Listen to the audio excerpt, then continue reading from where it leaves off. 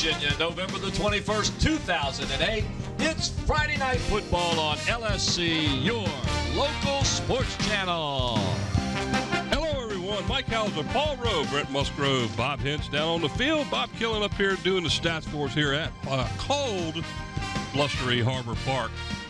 The 2008 Eastern Region Division 5 championship game. Tonight's opponents, the Lake Taylor Titans, 12-0. The number 1 seed will take on our own Phoebus Phantoms from the Peninsula District, also 12-0. No surprises here, Paul. You know, this is what we all expected. You know, what are we in store tonight? This should be a good game. Other than the cold weather. Well, hey, we're up here where it's warm. Yes, we are. Thank goodness for that. Mike, both these teams are 12-0, as you said, and they boast powerful offenses and tenacious defenses. Lake Taylor has finally made it to the finals after 3 years of falling short in the first round. Now, before this year, the Titans were 0-6 in the playoffs. The last time they won in the playoffs was 1982. Despite the fact that they've won 4 straight league championships, they still haven't won a playoff game until this year. This year, the Titans hope their fortunes have changed. They rolled through the regular season and then continued their winning ways in the playoffs. To get here, Lake Taylor defeated Warwick 24-17, and then they beat Hampton by a score of 34-7 as the defense dominated the Crabber running game. The Titans have been a model of consistency, Mike. Their balanced attack is very outstanding. They have a dominating defense. So far, it's been a successful combination for Lake Taylor. Now, unlike Lake Taylor, of course, the Phantoms have been very, very successful in the playoffs. This is the 8th straight time that Phoebus has been in the finals. 5 of those 8 resulted in championships, and 3 of those times they ended up as state champs. This is not unfamiliar territory for them. Like the Titans, however, Phoebus also rolled through the regular season, and when the playoffs arrived, the Phantoms continued to roll. They crushed Churchland 63-6, and they shut out Green Run 47-0. Of their 12 victories this year, 8 have been shutouts. Their closest game, Mike, this year, point-wise, was a 35-point win over Heritage, and the score, 35-0. Now these two teams face the biggest challenge so far to this point. One of these teams will go home tonight and begin preparation for next year. The other team will move on in their quest for the state title. Who will it be, Phoebus or Lake Taylor? Well, we'll certainly find that out shortly. But right now, however, let's go down to the field where Brent has one of our pregame interviews. Thanks, guys. I have the distinct privilege of being here with athletic director from Lake Taylor, Bobby Pennebaker. Now, just to let y'all know, Mr. Pennebaker has been involved in football in all facets and directions, from assistant coach to coach. You're a head coach at Norfolk Academy, head coach at Maury, and then you go into the men's side and become athletic director. And just let me know what it's like being athletic director first for a team that's in the playoffs this far. Well, first of all, it's very exciting. We're very proud to have the opportunity to be here. To be the athletic director at Lake Taylor High School is a very encompassing job. We cover everything from soup to nuts in my office, and it's a one-man show. But I have a great support staff. The administration is behind us 100%, and the coaching staff, they are second to none. We've got a great group of coaches over at our place at Lake Taylor. Now, when you, as athletic director, different from coach, there are certain things that you have to take care of on the administrative end that the coach doesn't have to deal with. Is that right? Oh, that's absolutely correct. We take care of all the financial end of the circuit. We schedule all the transportation. We provide all the security, all the workers for the game. And the coach's job, and I always said this when I was a coach, that I'd like to have an athletic director that would just let me coach and not have to worry about any of that stuff. So I'm hoping I'm providing that for Hank Sawyer and his staff by making him just come on the field and coach and take care of our boys. That phrase, where you've had the experience, it makes it a whole lot better for a whole lot of professions if all the people had the experience when they got up to the top. Now let's talk about you from the administrative side. You've been heavily involved in VHSL and making some decisions and making improvements in all the high school leagues around here. Tell us what you've done to help expand these playoffs and make it better. It was quite an ongoing process, wasn't it? It certainly was. It took us about 3 years to get some legislation approved to allow each region to decide to go to the expanded playoffs. We didn't lengthen the season at all. All we did was just take advantage of the weeks that are inside the season so that we could put the first round of the quarterfinals into the playoffs, which allowed us to have 8 teams instead of the traditional 4. And this is the second year of the expanded playoffs. And from all tallies, everybody's telling me they really like having 8 teams in at the beginning in both Division 5 and 6. Well, I think it's proven itself, just the fact that it does weed out. Sometimes a team gets stronger at the end of the season and overcomes its record.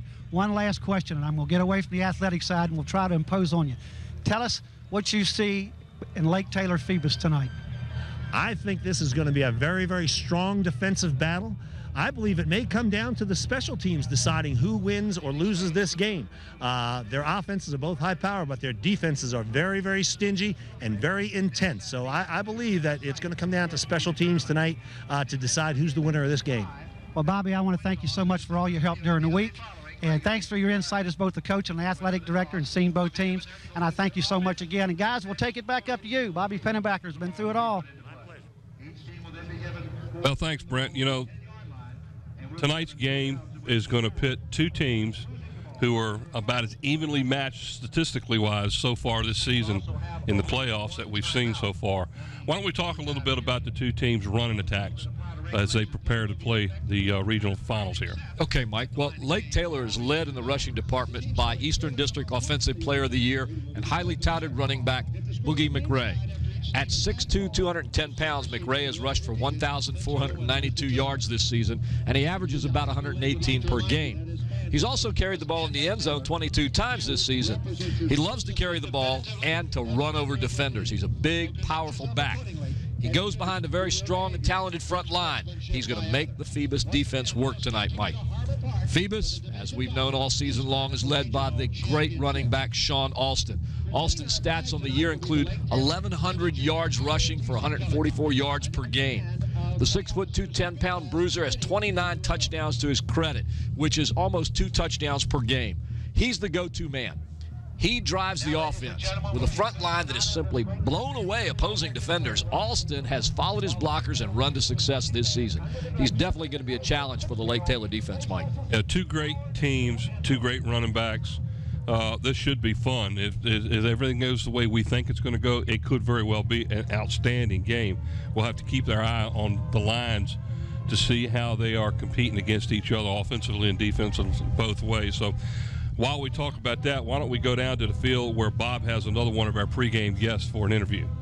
Hi, thanks, guys. We're over here at Harbor Park. Bill, it's a little cold out here tonight. This is Miami weather here. We're ready. It's good football weather.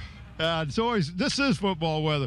I was looking at your roster, and your offensive line, your 5 interior linemen, all seniors, and they range from 210, 215, right up to 270. Michael Blakely's a junior. Michael Blakely's junior. But these guys do a great job opening up holes for, and not only opening up holes for Alston, but also protecting the quarterback.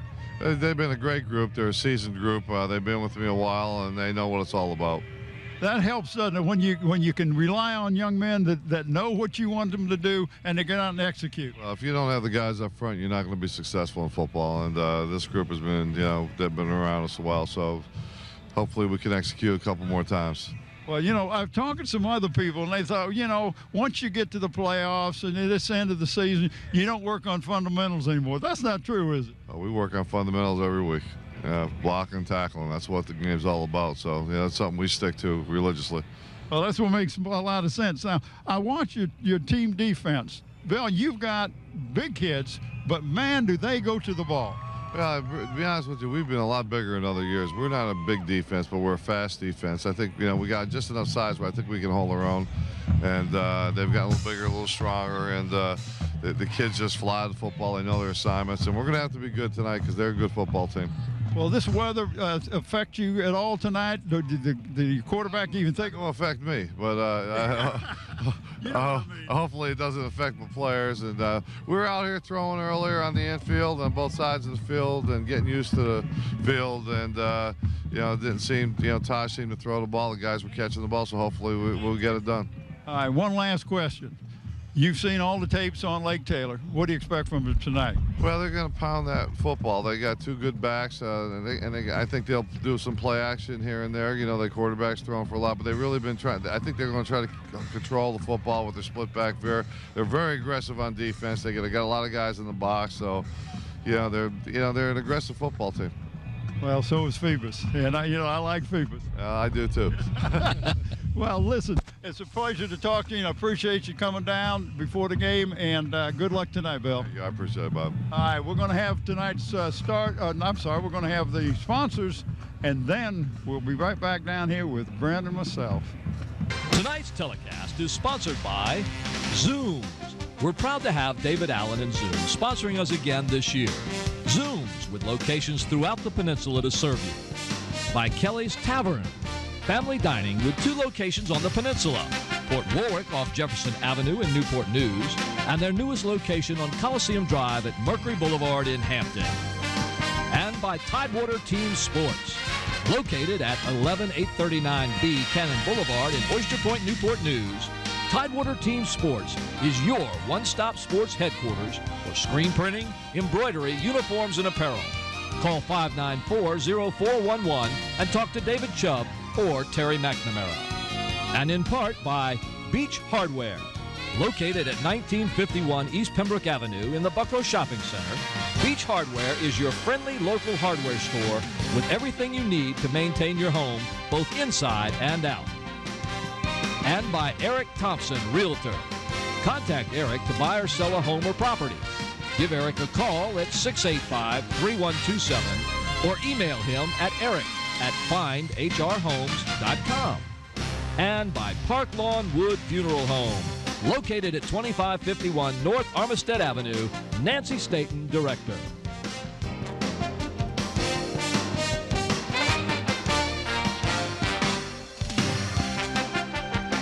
Well, thanks. We're back here at Harbor Park for week 13 of high school football. Phoebus Phantoms continue on. They're now facing the Lake Taylor Titans here tonight, Bob, and it's been quite a situation getting here. Both teams undefeated, looking for the 13th win. And if you go back and look at it, Lake Taylor is 22-1 in the last 2 years, and Phoebus is 23-1. So it's 2 strong teams over the last 2 years. And here we get down here tonight, and they're both playing for the privilege, what we think, to play up in the county again over at Darling. Yeah, I think you're right. These 2 teams both deserve to be here. You don't go through your district undefeated and win your playoff games and get in here 12-0. They both deserve to be here. Well, I had the chance to talk to Lake Taylor athletic director earlier tonight, as you saw, and quite an interesting character. And he did help us a lot with the stats between that and some other places we're able to get them. You put these 2 teams side by side on a sheet of paper, it's amazing. It's almost a mirror. And it really is. And the only one that kind of throws me off, they've got 3 opponents that are common in Hampton and Warwick and Churchland. Warwick only got beat 24-7. So, you know, you 17. stop. I'm sorry, yeah, 17. No, they lost by 7 points. So, you know, you look at that game, Phoebus didn't have any trouble with Warwick. So I don't know. You know, Stan Sexton being a former coach for Phoebus, you know, I don't know if that had something to do with it or not. Well, like I said, if we set these teams down and looked at them on paper, Phoebus has 8 shutouts. They have 2. They coming into the playoffs. Phoebus has scored 100 more points than them. But if you stop and look at their players, when you break them down, their quarterbacks are even. The running backs are even, the wide receivers are even, they're all within a touchdown of each other. Well, so it comes down to what you always talk about, and that's talk about that line of scrimmage. Right, the line of scrimmage is where it's going to be won tonight, because both of these teams want to control the clock and keep the ball and keep the other team on their defense on. But on one thing that I've noticed about Phoebus, they're going to outwork you. Bill D will work and work and work, and they will outwork you. And I have a feeling that they're going to come out here tonight, and they're going to try to put the pressure on this Lake Taylor team and put the pressure on quick and score some points and get them worried about what's going to happen. On the other end, Lake Taylor, they're looking for a little respect, you know. And as you say that, let's talk about this one last thing and send it back upstairs. Let's talk about Lake Taylor's defense. We understand that they blitz a lot. They'll send guys from the kitchen, from the bathroom, from anywhere toward that offensive line to try to put a stop on you. Well, why don't you expand on that, and we'll send it back up. What that does, though, Brent, is that means that their defensive backs are playing man-to-man, which falls right into what Phoebus loves. If you're going to guard our wide receivers and our split ends man-to-man, then we're going to beat you, because we know where we're going and you don't. But again, if they can get enough people in the box and put pressure and make the quarterback Boyd throw and hurry his passes, then that may be what they're trying to do. But they're going to put probably 9 men up on that line of scrimmage. Well, you led right where I wanted to go, and you summed it all up for us. And I think that's it, guys. We'll send it back up to y'all. We've covered everything we can down here. All right, thanks, guys.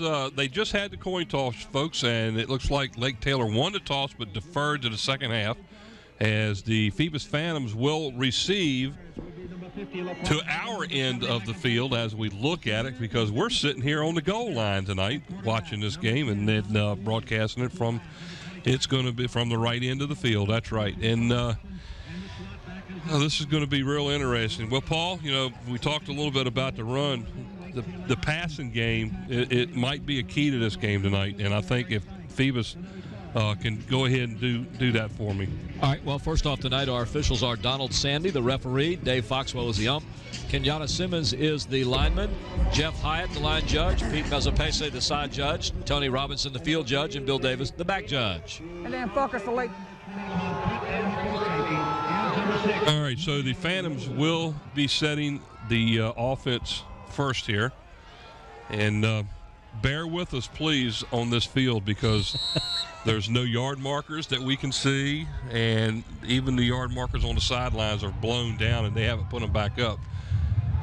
As it looks like the Phantoms are going to be in trouble, and they let the ball give away right off the bat, as the Phantoms did not pick up the kickoff. And it looks like Lake Taylor has taken over 1st and 10 from what looks like the 15-yard line. We're pretty close to it. Pretty close to it. Again, there are no yard markers on the field for us to be able to tell you where they're at. We're going to have to try to see this. Let's see. Look at the replay here. Yeah, watch this, Mike. This, if we see it, this kickoff was just not played properly. I hate to say that about Phoebus, but they didn't play the kickoff properly. Misplayed it, and hustle by the Titans gives them the ball. Fake the handoff to quarterback, and he is sacked in the backfield back near the 20.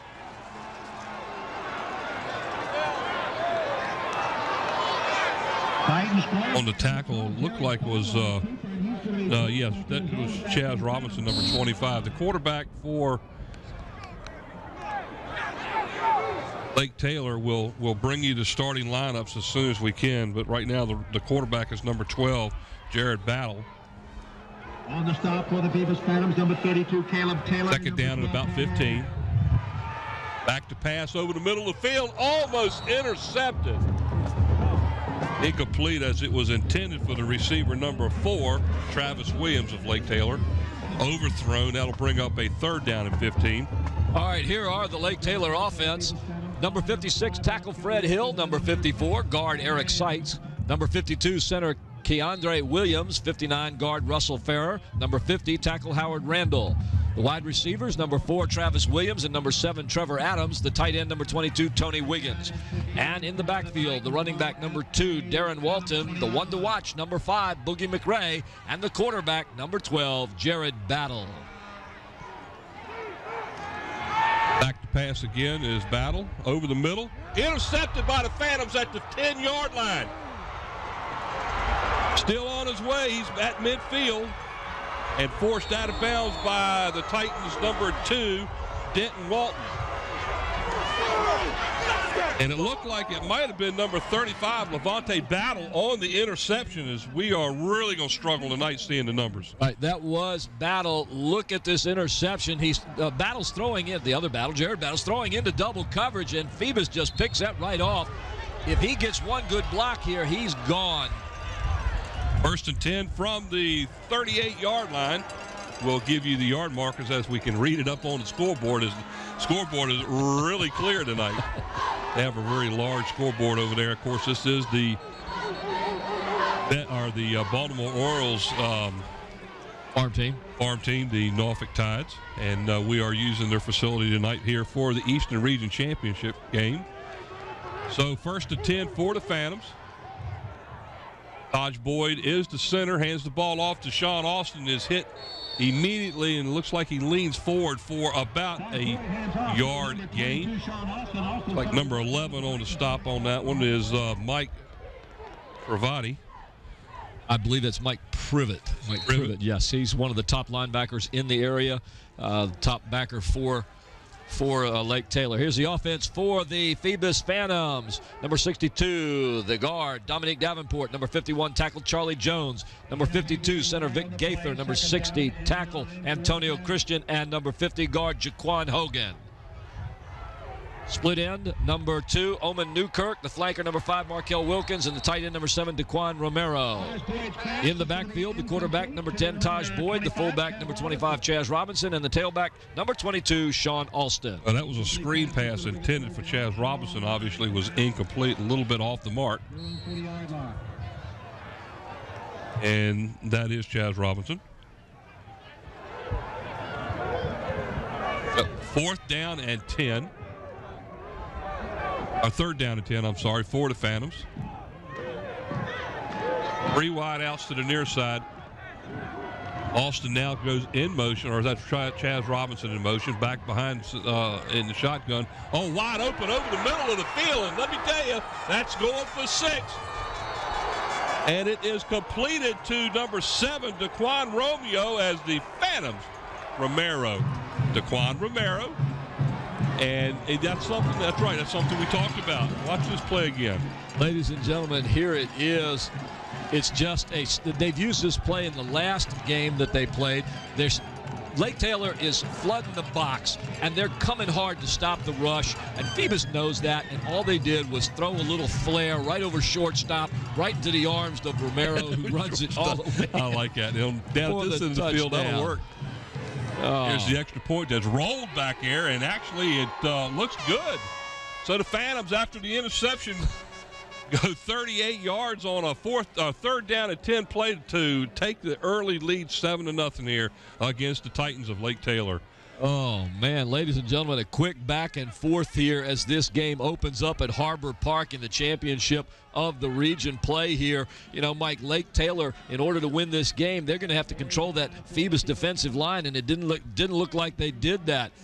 They need to beat them in the trenches and get on Phoebus right now. If they do this, they can run or throw, depending on what works for them. But unfortunately, Bob talked about that play earlier before we went on. Unfortunately, Taylor's not getting the works right now. They've made a couple of mistakes, and Phoebus jumped on top. And as you just said, Bob talked about that. He talked with Coach D. They want to get on this team quickly. They want to put some points on the board. They want to control the ball, control the clock. Now, Phoebus, you know, they just need to do what got them here, Mike. They have to dominate that line. They have to open up holes for Alston. But to keep them honest, they're going to have to do just what they did when they've got that stacked box or the consistent blitzing. All they got to do is throw that short little pass. Boom. Here's the kickoff by the Phantoms. Down to about the 20-yard line. Looks like number 21 on the carry, and that's Sean Nicholson. Brought down on the play, it looks like, by number 35. Looks like number 35, Levante Battle, and also number 2, Omen Newkirk on the stop. Here's your Phoebus defense. Guard number 7, Daquan Romero. The other guard, number 11, Demetrius Ward. The 2 tackles, number 51, Charlie Jones, and number 62, Dominique Davenport. The linebackers, number 25, Chaz Robinson, number 32, Caleb Taylor, number 35, Levante Battle, and number 12, Paul Morant. In the secondary, the cornerbacks, number 27, Rasheed Clark, and number 5, Markel Wilkins, and the free safety, the speedy young Colby Goodwin. The handoff up the middle to their number 1 running back. That's that Bogey McCray. Bogey McCray. 2nd down and 10. Ball sits at the 29-yard line. No gain on the tackle. Well, let's see. They are giving them 2 yards, so it'll be 2nd down and 8. This is going to be a good test for Boogie McRae. I'm not sure that Lake Taylor has played a defense quite like the Phoebus defense. They've only allowed 2.7 points per game and a total of 89 yards per game. Boogie McRae is used to getting a whole lot more than that just by himself. So we'll see how he stacks up against this good Phoebus defense. Handoff up the middle. Or was that a keeper? That was a keeper there. A keeper by the quarterback, number 12, Gerard Battle. Like he's going to lose about a yard on the play. We'll call it 3rd down and 9. Gerard Battle likes to toss, Mike. He's thrown 19 touchdown passes to go with his 1,698 yards this season. he likes going up top, and if the running game falters here, he would like nothing better than to poke a few holes in that Phantom secondary. And unfortunately for him, he hasn't been able to do that. In fact, the Phantoms took that ball and ran the other way with it. Boogie McCray on a draw play to the left side, to the right side, and I'm not sure whether he's got enough for the first down. It looks like he's close, as the yard markers are on the other side of the field, and it was good enough for a gain and a first down. So Lake Taylor gets their first down of the game. Boogie McRae, a big back, 6'2", 210. He's one of the bigger backs that the Phantom defense has faced all year long, and they're going to have a tough job stopping him because Lake Taylor, just like Phoebus, relies on that line to open the holes, Mike, and they can do a good job of it.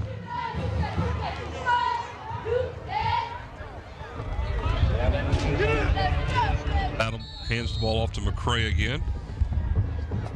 Like he gets back to the line of scrimmage, and that's it. Call it 2nd and 10. So far, this Phoebus defense is playing very tough. They've given a little bit, but they're taking away a lot. They've been able to beat back the Lake Taylor line so far and get into the backfield and stop the quarterback and the running back. So edge right now, Phoebus. Or after giving up the opening kickoff on a fumble and an interception by the Phantoms, 7-0 Phoebus. There's a draw play this time to the Titans' number 2, Darian Walton. Like he's going to pick up about 7 on the play. We'll call it 3rd down and 3 now. Darian Walton is there, what I call the scat back. He's the one that really gets your speedy yardage. He's hard to bring down. He's quick. He can cut left to right. He's going to be a tough one today if McRae can't get going. Need 3 good yards here to get a first down. Fumble. And I'm not sure if they got it back. I believe the Phantoms may have fallen on the ball. Let's see it, and that's it. The Phoebus Phantoms will get the second turnover here early in the first quarter as quarterback Jared Battle came out from center and dropped the ball. Well, here you go. Watch this. He just drops it, and it's cold outside, and that could be part of the problem. But we're going to go back to something that Bob Hintz was talking about with Coach D before the game, and he said that, you know, they're playing a Lake Taylor defense that's very aggressive, and they go to the ball. But he also mentioned that the Phoebus defense goes to the ball quickly. People don't realize how quick this Phantom defense is. And they just got a second turnover, Mike. 1st and 10 from the 48. There's a handoff to Alston up the middle.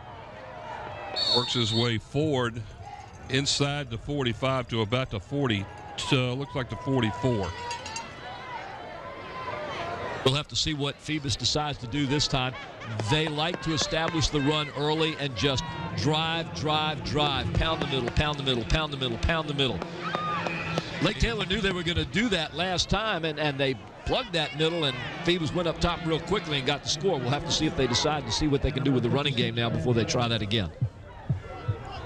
Wide out to either side of the ball. Sean Alston in the backfield. There's a draw to Alston up the middle. He stopped right at about the line of scrimmage. Not much there, as it looks like number 34 on the stop for them is Antone Brown. Number 22, Sean Alston. So that's going to bring up a 3rd down and 6. Like this is one of the few times I saw more red jerseys being, not Phoebus, further back in the backfield than I saw the Phoebus jerseys further into the defensive side. So they got beat that time, and it showed up as they didn't get much of a gain on the yardage. 3rd down and 6 from the Titan 44. 5:30 to go here in the first period of play. 7-0 Phoebus. Boyd back to pass over the middle. And I believe it was intercepted by who? Number 20? I believe it was, yes, number 20. Lamont Britt for Lake Titan has come up with an interception of a Taj Boyd pass, and Lake Taylor stops the drive and now gets the ball back. Not a bad play call, but he's got 4 defenders right there. That ball gets tipped and knocked up, and number 20 grabs that one for the interception on that one, Mike. Good defensive play by Lake Taylor. Once again, we keep saying that how well the defense is for the Phoebus Phantoms. Let's not forget that Lake Taylor also has a fine defense. 5:20 to go here in the opening period. 7-0 Phoebus. Handoff is to number 2 on the play, and that is Darian Walton. Not much there. Maybe a gain of a yard. Called second down and 9. Ball sits right at about the Phoebus 49-yard line. And we apologize for not being able to tell exactly where some of the yard markers are. We are actually sitting right in the middle of the Phoebus end zone, and that's where they have us set up. So we're looking at a rather strange angle at the game. If I were a math teacher, I could tell you what that angle is, but I'm not, so I'm not even going to try. There's a handoff to number 5 on the play, Boogie McCray.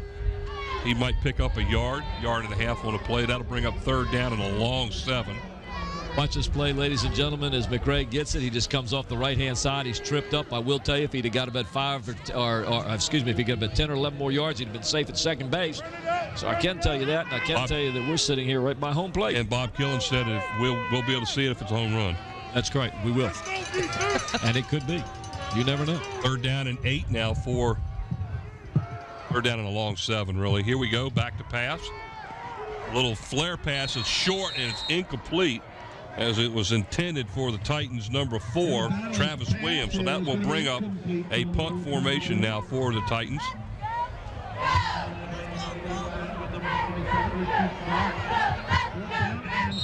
The screen pass was incomplete.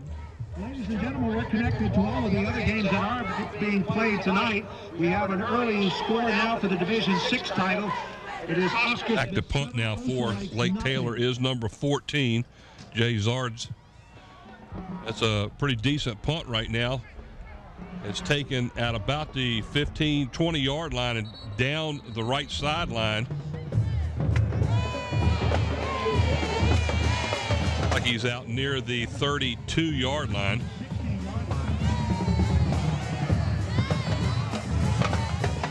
Real gutsy catch here. Looked like Phoebus Phantoms number 5, Markel Wilkins, who took that under some pressure and is able to get some good yardage on the return to put Phoebus in a situation where they can move the ball downfield.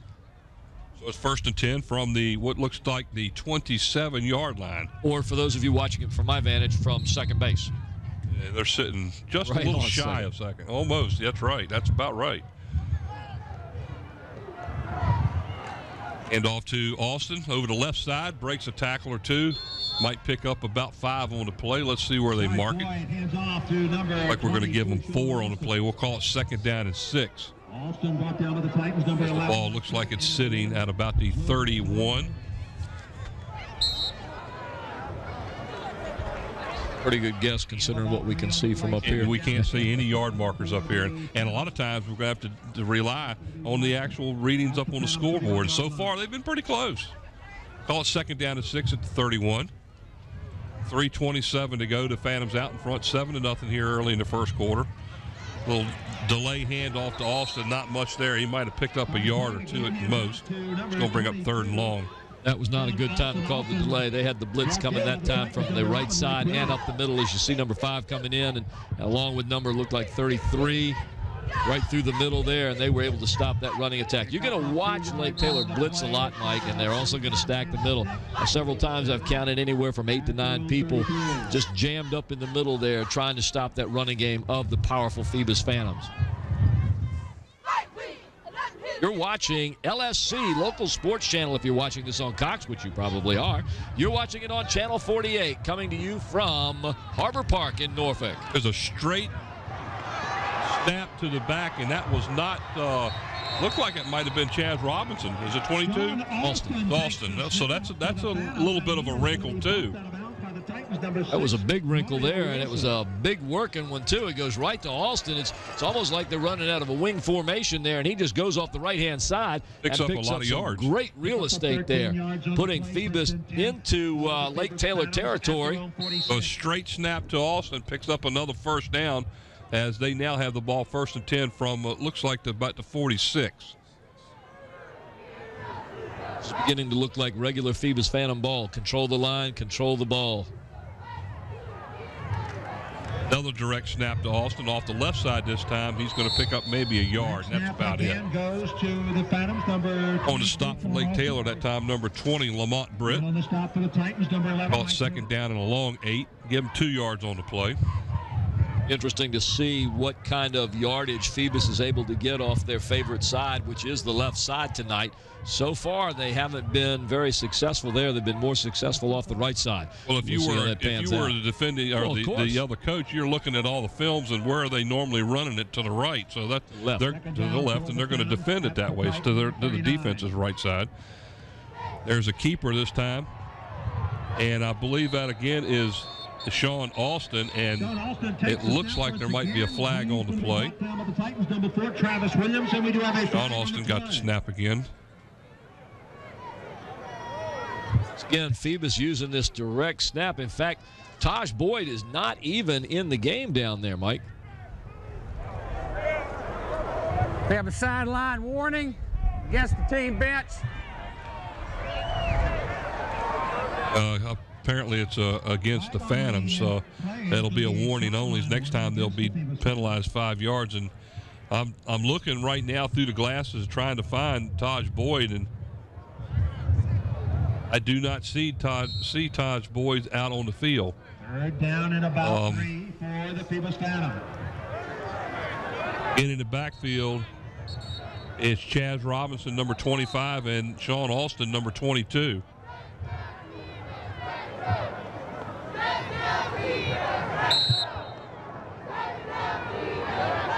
Interesting here. We're going to have to see. I know Bob Hintz is on the wrong side of the field tonight, but we'll have to see if he has any information on what's happened to Taj Boyd. We'll get you a report on that as soon as we can. Direct snap to Austin again up the middle. Of course, the other thing is that maybe Coach D has decided to just put Austin back there, give him the ball, and say, here, carry. Just now getting on the other side of the field. I want to talk with the trainer, and I'll let you know as soon as I find out something. And we see you running over there. First down for the timeout now is called by Lake Taylor with 1:19 to go here in the opening period of play here. Phoebus out in front 7-0 after fumbling the opening kickoff to Lake Taylor at the 10-15 yard line, and a couple of plays later and an interception returned by the Phantoms down to about the 38 yard line. Had the Phoebus Phantoms went 3 plays, and then on a fourth down play they had that little short pass across the middle that went all the way in for the score, and they lead 7-0 here over Lake Taylor. There you see the crowd here at Harbor Park over in Norfolk, right over the shoulder of the Phoebus Phantom. There you can see the Lake Taylor cheerleaders. Everybody bundled up with their hats and their earmuffs and their gloves and their heavy coats and heavy parkers. It is cold here, ladies and gentlemen, and a nice breeze coming off the water here at Harbor Park is not making it very comfortable out in the stand. November the 21st, and this is the coldest night of the year. Go ahead, Bob. Guys, just to let you know, there's nothing wrong with Boyd. This is that little wrinkle that Bill was talking about. Going to try something a little different, and he's just running that direct snap. Let the halfback take it and follow his line of scrimmage, and away they go. That's what Austin did again that time, and we'll have to see. Was it Chaz Robinson on the play? I think that may have been number 25. What's 22? 22. Yeah, it is Austin. Like a gain of maybe a yard and a half on the play. We'll call it second down and a long 9. So you say the wind is now blowing to the backside of the Phantoms. Changed a bit down there. Yeah, wind now blowing from right to left across your screen. Boyd back in the game. Back to pass. Look out. He was blindsided, and down he goes. On the tackle by Lake Taylor, number 4 on the play, and that is Travis Williams, and he came from nowhere. Watch him come off the left side, ladies and gentlemen. He just fights off the defender and gets in there and crushes Boyd. Boyd never saw him coming from the backside. That's going to be a tough loss for the Phoebus Phantoms. That'll make it a third down and about 21 now as the ball's all the way back to the 40. So we've come to the end of the first quarter of play here at Harbor Park in Norfolk, Virginia. The Phoebus Phantoms lead the Lake Taylor Titans by a score of 7-0. Ladies and gentlemen, you're watching LSC on Cox Cable Channel 48. The sponsors of tonight's second quarter are Beach Hardware, located at 1951 East Pembroke Avenue in the Buckrose Shopping Center. Beach Hardware is the place for all your hard-to-find hardware needs, including electrical, plumbing, and painting. By Zooms, with great service and convenient locations throughout the peninsula that can save you time and money. By Kelly's Tavern, family dining and delicious food. Join them for lunch or dinner at Port Warwick off Jefferson Avenue in Newport News and on Coliseum Drive at Mercury Boulevard in Hampton. And by Tidewater Team Sports, located at 11839B Cannon Boulevard in Oyster Point, Newport News. Call David Chubb or Terry McNamara at 594-0411. And Mike, we're up here in the nice warm booth. Out on the field is a great crew with us tonight. Cameramen Nate Braxton, Susan Bowers, Gene Wheeler, and Steve Fryer are out in that cold weather. Andy Foley's in the truck along with Mike Nowinski, Sarah Myers, Renee Camden, Don Sherrouse, and the big man, Scotty Bowers. All right, here we go. And it looks like Sean Austin might have moved just a little bit early on that one, and that one is going to cost Phoebus 5 yards. That'll make it third down even longer. Looks like it's going to be like it was 3rd and 15, and they're going to pop it back another 5 yards and make it third down and 20 now for the Phantoms. They need to get the ball all the way to the 25-yard line, and the ball is sitting at about the 45. There was your movement there. Mike was in the backfield. In the shotgun again, fake the pass, and down he goes as he's sacked again. And I tell you what, if he had a split second more, they had a wide receiver down the left sideline wide open as on the sack for Lake Taylor on the play was number 11. Is it Mike Privet? Mike Privet. Mike Privet. Watch this. Comes right through the line. It's a good thing that he held on to the ball, too. So the Phantoms now will be punting on a 4th down and a mile right into a stiff wind. So this is going to be real interesting. Back in the punt formation for the Phantoms. The ball's kicked up high and the wind grabs it and it's short. Lake Taylor's going to get great field position as it looks like the punt is only going to go for about 10 yards. We haven't seen Phoebus punt that many times this year, Mike. They're usually controlling that ball and going downfield. You'll see they got 2 guys in there with pressure, and he gets a good air time on the punt. He just doesn't get any distance at all. Straight up in the air, and the ball, almost looked like the wind just grabbed hold of. Lake Taylor takes over 1st and 10 at their own 48-yard line. So great field position for Lake Taylor here to start this drive. Defense dictating this game so far, ladies and gentlemen, so sit back and enjoy. You're seeing a whale of a game. Battle hands the ball off to number 5, Boogie McCray. A couple of yards on the play to about midfield, and that's it. Call it 2nd down and 8. John Battle hands it off to number 5, Boogie McCray. Initial contact on that play made by the Phantoms. Hey, what if people don't come away from this game with colds? They're going to be real lucky because it is frigid out there. Out there. That's the key. Out there. It's still chilly up here. It's funny opening up the door back here and all the ceiling tiles move. The wind's blowing so hard. This time the ball's handed off to number 11, Mike Privet. He doesn't get a whole lot there. Lucky to get back to the line of scrimmage, and that's it. 3rd down and 8 for the Titans. It's going to be a back-and-forth game, Mike. We've seen it through the first quarter, and we talked about it. Bob talked about it. Brent talked about it. This game's going to be won in the trenches. If you put these teams together, one of them said, I don't know whether it was Brent or Bob, they're mirror images of each other when it comes to offense and defense. So it's just going to be the person that can win the battle in the trenches, and I think Mr. Pennebaker said something about special teams. So far, we've seen that. 3rd and 8 now for the Titans. Ball at midfield. Back to pass. Being flushed out of the pocket, and down he goes.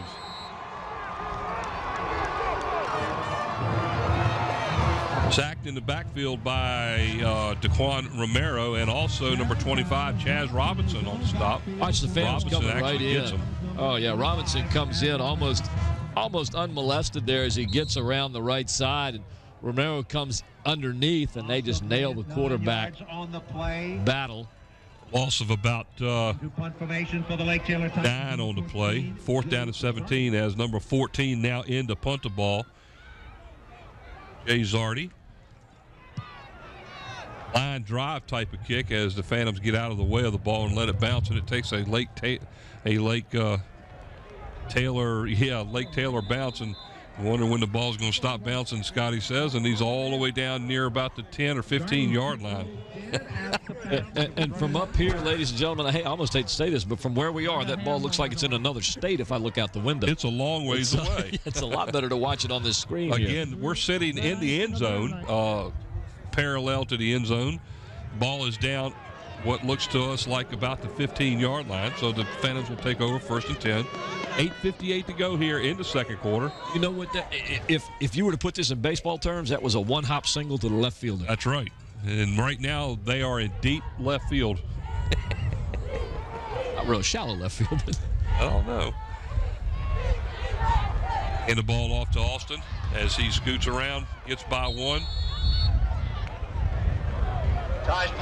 That is number 38, Colby Goodwin on the play. Goodwin is going to be next year's starter. This young kid can flat out play some ball. He gets the handoff, makes a nice move to get around the outside. He should have been stopped back further, but just his good athleticism was able to get him around a tackle and pick up some yardage that time. Gain of about 3 on the play. We'll call it 2nd down and 7. Split 3 wide outs to the near side. Single set back in the backfield behind. Draw play to Colby Goodwin again over the right side, and he's forced out of bounds after a good pickup and a 1st down for the Phantoms. Now, this is interesting here, Mike, because you've got Alston in the backfield along with Colby Goodwin in the backfield. And if I'm Lake Taylor, I'm not even worried about a pass here. Talk about stack in the middle. I'd have all 12 players, not 12, 11 players. If I have 12, I'd have them up there, but I'd have all 11 players up there.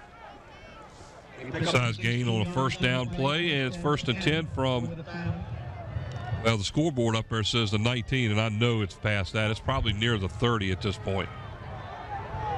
This time, Lake Taylor does have everybody stacked up there. Nobody is back out. Colby Goodwin on a keeper around the left side this time, down the sideline. Good yards this time.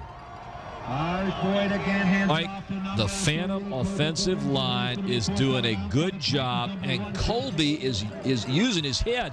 The Phantom line is blocking everybody in the middle. Colby is trying to find the open hole there. It's not there, but the line is holding, and Goodwin is able to get outside, and he's picking up some great yardage. If they can continue to do that, then the Lake Taylor defense is going to have to react by spreading out, and that's going to open up the middle for them again. So Colby Goodwin doing a super job right here for the Phantoms. 1st and 10 from the 47. Again, a handoff, this time up the middle. Look at the surge on that as the Phoebus Phantom line just pushes forward, trying to get more yardage for their running back. Colby Goodwin again on the carry. You see Goodwin goes right up the middle following his blockers. He's hit by 2 players and still gets 3.5 yards. Whoops, they mark it back. It's 3 yards. Pick up a 3, 2nd down and 7 for the Phantoms. 7:03, 7:01, 7 minutes to go here in the second quarter. Watching LSC, your local sports channel, coming to you on Cox Cable, Channel 48.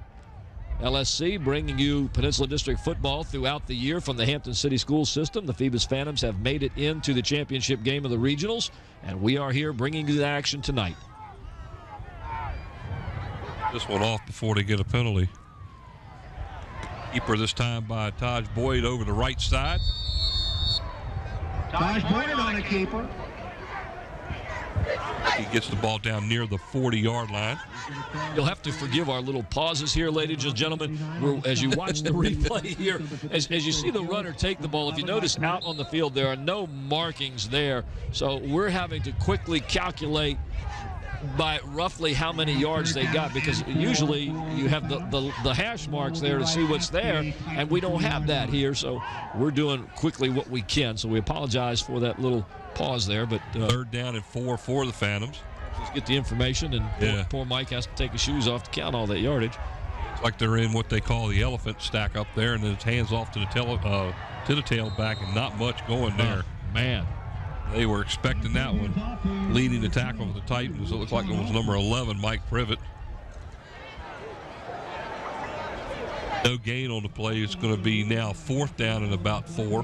I think they had about 3 people keying on Alston that time, and the whole team, with the exception of the one free safety back there, was in on that tackle. As you see people shivering in the cold, wearing their warm coats and jackets. It's a pretty good crowd here tonight, believe it or not. I can't see from where I am, but I'll assume that you can. So all I can see is what our great camera crew brings to us. Here we go, 4th and 4. Back to pass. Over the left side, and it looked like it was intended for the Phantoms. Number 11 on the play, Demetrius Ward, a little bit overthrown, incomplete, so the Phantoms are going to turn the ball over again in good field position to Lake Taylor. Hey, what? Taj Boyd did not get a lot of time to find any receivers that time. Lake Taylor, big and quick, is pushing the Phantom offensive line around and able to get pressure on Boyd and pressure on the running backs. No, they didn't. 1st and 10 from the 40 for Lake Taylor. 5 minutes and 3 seconds to go here in the 2nd quarter. There's a handoff to the Titans. Number 5, Boogie McCray. Like he picks up about 5 to about the 45-yard line. 8 of 5 on the play, 2nd down and 5 for the Titans.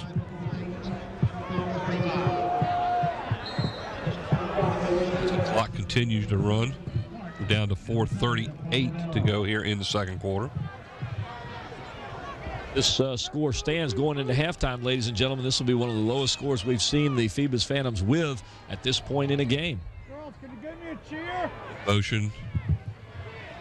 Handoff to, I believe it was number 11 on the play, Mike Privet. We've called his name a few times. Again, it was against number 5, Boogie McCray.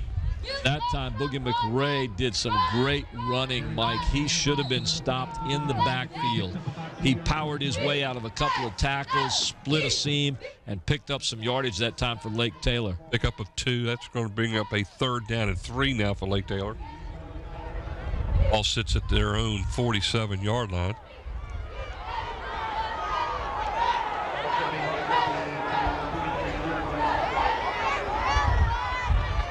Three wide outs, 2 to the near, 1 to the far side, back to pass.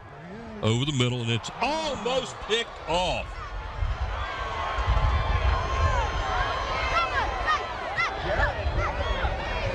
That was almost a great play as the defender, who we cannot read the number up here. We can see him right across the screen, ladies and gentlemen. I just can't pick up his number from where I'm watching right there. It looks like was it 25. Chaz Robinson? Chaz That's Robinson, who it was. Yeah. He read that one really nice and almost came up with a big interception as the Titans now will punt. Nice spiral punt is taken deep in Phoebus territory, gets around one tackle and down he goes. Brings a kick for the Phoebus Phantoms was number 36, Tim Boyd. Colby Goodwin on the return. Brought down by one of the lead tacklers, Danny Privy, number 3. So the Phantoms will again take the ball 1st and 10. Deep in their own territory now. Like they're down near the 15-yard line. I don't think I'd want to be sitting out there where those people are sitting. They look cold. You know, they do have one advantage. The wind's not blowing in their face because the majority of the wind was coming from the other side of the stadium. True. And when we now it's switched and it's just spinning around. 3:20 to go here. It looks like we have a timeout on the field. 3:20 to go before halftime. Phoebus still leads 7-0 here over the Lake Taylor Titans. You're watching LSC Local Sports Channel as we bring you the championship game of the Eastern Region at Harbor Park, a baseball field where we're having a football game on a cold, blustery November 21st, 2008. I'm Paul Rowe, along with my partner Mike Hauser and the gentleman up here, Mr. Brent Musgrove, and his pal who is keeping stats to our left, Mr. Bob Killen. With a great crowd on a coldy night. Coldy night? A coldy night. It's a new word definitely called a coldy. That's because you were chattering so much. The word went from cold to coldy. That's what it was. It was coldy. No, it wasn't. No, Scotty was worried about me sitting in the cold tonight and having my teeth chattering, but that's not the case right now. All right, here we go. 1st and 10 from the 15. Like a little bit of a reverse to the left side on this play, and nice. Looks like it was number 35 for the Phantoms, and that's Levante Battle on the carry. A little misdirection handoff that time as he faked the handoff up the middle to Austin. Watch him collapse on Austin right there. That was a nice little wrinkle right there. Levante Battle, he's a linebacker on defense. They'll put him in on offense every now and then, and did a good job right there. Gain of 6, 2nd down and 4 now for the Phantoms. Ball looks like to be about the 21 or 22 yard line from here. All stacked right there. Yeah, we got that some should movement. Be a 5 we got yard some penalty. movement. I think the ref's hands were just too cold. They couldn't get the flag out right there. Wrong referee threw the flag. It was the field judge. It wasn't the end line. Whoa, he's over right there. There's no way that can't be offsides. I don't know why they're even discussing that. I did see a Phoebus player's hands go up, but that was well after the Titans moved. We have a false start. Oh, that's a bad call. 5 yards, still 2nd down. That is definitely not the call that should have been on that play. They showed that last replay. You could see the Titans go across the line. Yeah, let's look at this. Watch this. They're close as it is. You can't tell me that he's not across that line. Well, who on Phoebus is moving? Look at the if you look at this end of the ball, you could see one of the linemen move his hand, but that was after. No, that wasn't moving hand. It was wind blowing his jersey. Hand off up the middle. It was Sean Austin on the carry, and that's who it is. Right, the truck is telling us to watch the shoulders of the quarterback here and see if he does anything. Number 11, Mike Privet, and number 17, Kevin Swoopert. Watch this. That's awful. There, see when he moved his hand? That was awful tight there, though, Scotty. You're right. He did kind of pull it back just a tad bit. And I did see the man move his left arm, but that was after they jumped offside. That's right. That's why I said I thought it was a bad call. So it looks like we got a 3rd down and 3 now after that carry by Austin. Looks like Boyd changes the call there. And nothing there. The 56 for Lake Taylor came right through the line and just nailed that play. That was Fred Hill. Watch this great camera angle here as Hill comes right through. Boom. Number 56, Fred Hill on the. Going to lose a yard or 2 on the play. It's going to bring up 4th down and 3 now, as the Phantoms will again have to punt the ball into the wind. And it looks like Lake Taylor may be calling another timeout. And they are. So there's 1:08 to go. And unfortunately for the Phantoms, they've got to kick the ball into this heavy wind. Last kick they did going this way, it was only good for about 10 yards. Ladies and gentlemen, you're watching a good game tonight. You're seeing a lot of firsts here. You're seeing Phoebus having to punt several times. You're seeing Alston being stopped in his own backfield. You're seeing him unable to break tackles. On the other side, though, Lake Taylor is having the same problems. They're seeing a Phoebus defense that they are not used to, a defense that is stopping their run, that is just totally destroying their passing game. Battle, the quarterback for Lake Taylor, I don't think he's had a chance to throw much of anything because Phoebus has been in their backfield more than he has. So this is going to be a great defensive game today, ladies and gentlemen, as it's only 7-0 Phoebus, just shy of the end of the first half.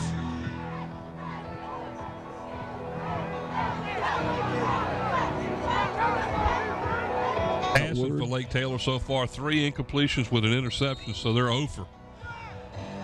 Well, actually, they're 1 for 4. Of course, that one went to that was the wrong person. To the Phoebus Phantoms. Person as far as I'm concerned. But. Here's the punt, a little bit better, a lot better than the last one. The fair catch is called for by Lake Taylor's number 2 on the play, and that's Darian Walton. So that was an excellent punt compared to the first one, as it's down what looks to be near the 50-yard line. Just counted those, and I believe that's exactly what it is. We don't have any markers on the – well, I take that back. We do have some markers on the sideline. The problem is they're flat down on the ground. They're not standing up where we can see them. Looks like somebody put them out there to be put up, and they never got put up. That's like looking at the 5-yard line down here. The other side of the field is narrower than it is on our side of the field. The lines are not even straight. There's a pass over the middle, deep down the right sideline, intended for the Titans' number 4 on the play, Travis Williams. Looks like it was defended on the play also by number 5, Markel Wilson. Incomplete pass. Here's a replay. I think a good, strong tailwind caught that one and just took it an additional 13 yards to where nobody was going to get that one. 2nd down and 10 at midfield for the Titans. Yeah, and you got to remember, part of that, ladies and gentlemen, is that this young quarterback, Mr. Battle for Lake Taylor, has been pressured by this great defense by the Phoebus Phantoms, and he's trying to get rid of that ball quickly and put it out where nobody's going to catch it, because he's already been intercepted one time and almost twice. 2nd down and 10 from midfield. Back to pass. Sets up. Oh, thought he had him, and they did. He'll end up losing about 2 yards on the play, as it was at number 11 on the stop, Demetrius Ward. Yeah. So about a yard loss on the play, so Ward gets the sack. And we will be down to about 35 seconds to go here before the half. This is what we were just talking about. Great pressure by the Phantoms on defense, and Battle has nowhere to go. He doesn't have enough time to pick up any receivers here, ladies and gentlemen. It looks like the Phantoms have called timeout now with 37 seconds left. 3rd down and 11.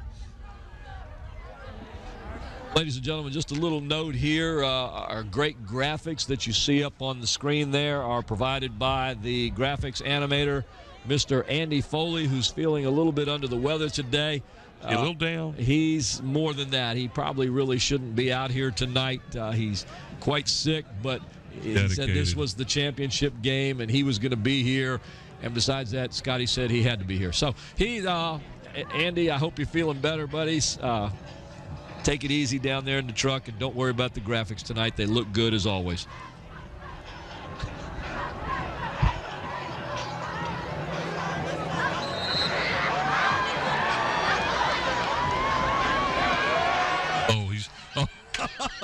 The truck says Andy's actually getting some sleep down there. All right. 3 wideouts now, 2 to the near side in motion. Number 2 for the Titans. Battle back to pass. Looks like they're setting up a screen. It's completed to number 5, Boogie McCray. And timeout again is now being called. They're going to pick up, it looks like they might have picked up maybe 2 yards on the play. It's going to be 4th down and 9, as it looks like the Phantoms, if we have any blocking in the back. Oh, look at this right there. Ooh. Couldn't have been much clearer than that.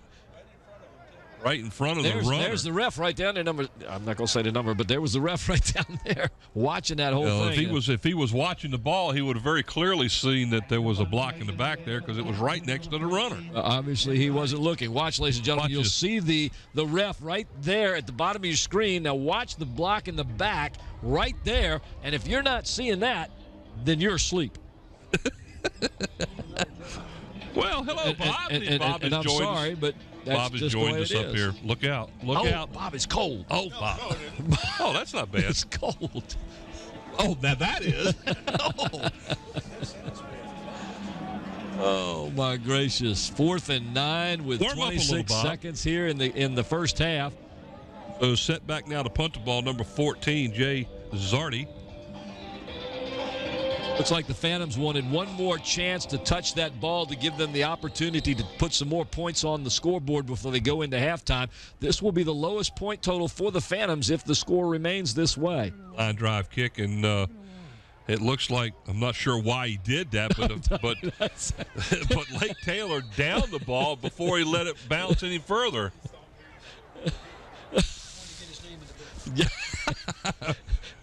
He wanted to get his name in the book, thinking somebody might have got a fumble on the play. Is that it? I don't know. We're getting all sorts of suggestions here. Just diving catch in left field. Oh, 16 seconds to go, and obviously I think the Phantoms will just down the ball here. Markel Wilkins, if that's your mom, Markel, you're a great player, and your mom is just giving you your props out there, and we enjoyed watching you this year. There she is right there. Markel Wilkes, number 5. Yes, ma'am. You know it. He's good. Oh, that's good. That's good. Bob is sitting in a lounge chair back behind us saying, move over a little bit so he can get to see the game. You want me to turn the sound up? So as we come to the end of the first half here, the Phoebus Phantoms, after an interception and a return 35-yard pass, have a 7-0 lead here as we enter the halftime here between the Phoebus and Lake Taylor. Well, first half was back and forth, back and forth. It was a defensive struggle. Yep, and from where I sit, it was 4th and back, 4th and back, 4th and back. Yep. But regardless of that, it ended up still 7-0. And again, ladies and gentlemen, that's the lowest score we've seen at halftime in a game where the Phoebus Phantoms have played this year. But this is what the everybody line expected. Is they're ahead, yes. That's right. So stay tuned for second half action here at Harbor Park in Norfolk, Virginia. At the half, the Phoebus Phantoms 7, the Lake Taylor Titans nothing. You're watching LSC Local Sports Channel.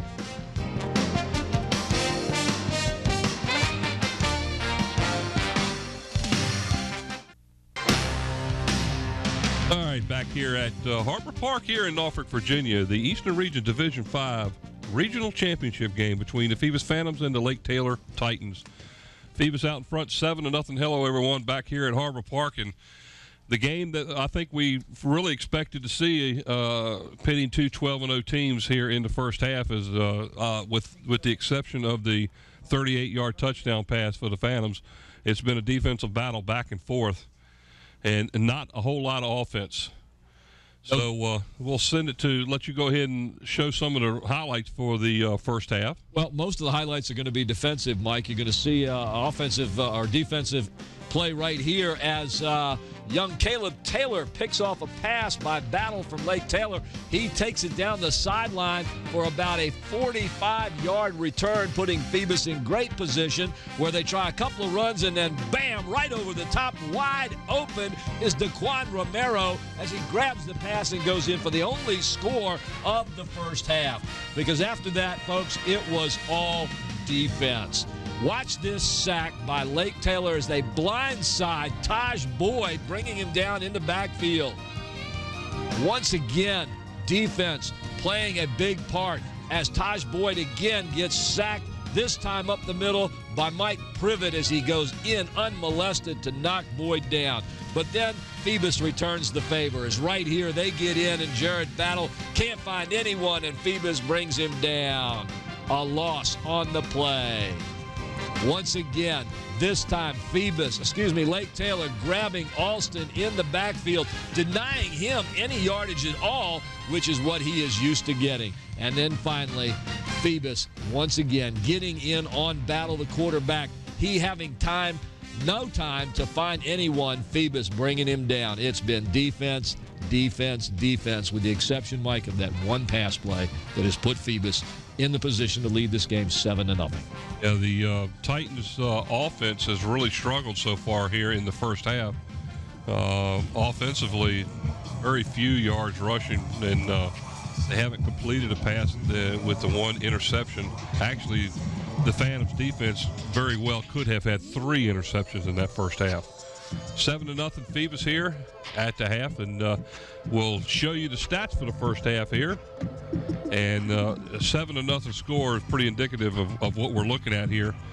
Yards rushing for the Phantoms obviously is overwhelming in regards to Lake Taylor, with Sean Alston with the majority of the carries. Total offensive yards in the first half, the Phantoms 121 to 14. As you can see, no passing yardage for Lake Taylor. The Phantoms, that 38-yard touchdown strike is the only pass that they've completed. In penalties, though, Lake Taylor has none. The Phantoms have been penalized twice, both 5-yard infractions, so they've been penalized 10 yards. 2 turnovers apiece for each team, as the turnovers have been a key so far to scoring here in the first half, and the time of possession is not that far off, 13:53 to 10:07, with the Phantoms having the slight lead there in regards to time of possession. Those are your first half stats, and we want to thank Bob Killen and our buddy there, Mr. Brent Musgrove, for taking care of all the stats for us here at Harbor Park in Norfolk, Virginia. Friday evening, cold, and I'm going to tell you that's the saying it really lightly, because it's absolutely frigid out there, especially with that wind blowing. Just look at the fans there, dressed up and trying to keep warm. It's supposed to be the coldest night of the year here on the 21st day of November. Can we drop that supposed to now? I mean, it is cold. It's not going to be supposed to. It's there. It really wouldn't be that bad if the wind wasn't blowing so hard. But I mean, Bob Hintz was down on the field. He went to the other side of the field to check on one of the Phoebus players early in the game, and the wind got a hold of him, and he was like a sail out there, as he was telling us up here at halftime. The wind was pushing him 5 yards out of shot, so he's just getting blown away. So next time Bob decides to go from one outside the field, just spread your wings up there and let the wind take you, Bob. All right, ladies and gentlemen, we'd like to thank you for watching LSC Local Sports Channel. If you're watching us on cable channel 48. You're watching LSC. And just for those of you who have friends that maybe aren't in the city of Hampton, maybe aren't even in the state of Virginia, I'm going to go through this real quickly. I want to finish it before this second half starts. You can watch us on the internet. All you have to do is go to the Hampton City Schools website. Now, I'm not going to give you exactly what it is. It's this great big long thing, www.hcs.sbo-va- blah, blah, blah, blah. Just first thing you got to do is have an internet connection. You got to have an internet connection. But just Google Hampton City Schools. It'll take you to their website. On the right-hand side of that page, you'll see WHCS. That's the TV station, the main station. Click on that. It'll take you to our TV page. There'll be another logo. This time it'll say LSC on the right-hand side. Click on that logo, LSC, and a little window will pop up on the left-hand side of your screen. And if you click play, if you have QuickTime, you will be able to see exactly what everybody else watches on TV. Just what Susan Bowers, our camera lady, is filming right there. You'll be able to see on TV on the internet. Just click it and play it. We have people from Florida emailing us about how great it is to be able to get on the internet and watch their old schools playing on TV. It's just fantastic, folks. So you want to see us, go to Cox Cable 48 or go to the internet. Eric Anderson on the kickoff, a line drive kick. Bounces around, taking out about the 10-yard line. Up the middle. It looks like it was number 21 on the carry for the Titans, Sean Nicholson. So they will have a first down as they start the third quarter here, trailing the Phoebus Phantoms 7-0. And ladies and gentlemen, the third quarter of this game is sponsored by Eric Thompson Realtor, a Hampton City Schools alumni and former athlete. You can call Eric at 685-3127 to buy or sell a home or property. We have some others, but I'll get to those right after this. Their wide receiver actually was moving over here, and I'm not sure if they were able to see that. On the stop for the Phantoms that time was number 51. Charlie Jones, he's had a good game up the middle so far. No gain on the play, second down and 10 for the Titans. And folks, our other sponsors for the third quarter, Zooms. Once again, David Allen and Zooms are sponsoring student athletes in Hampton. Zooms with locations throughout the peninsula to serve you. By Kelly's Tavern.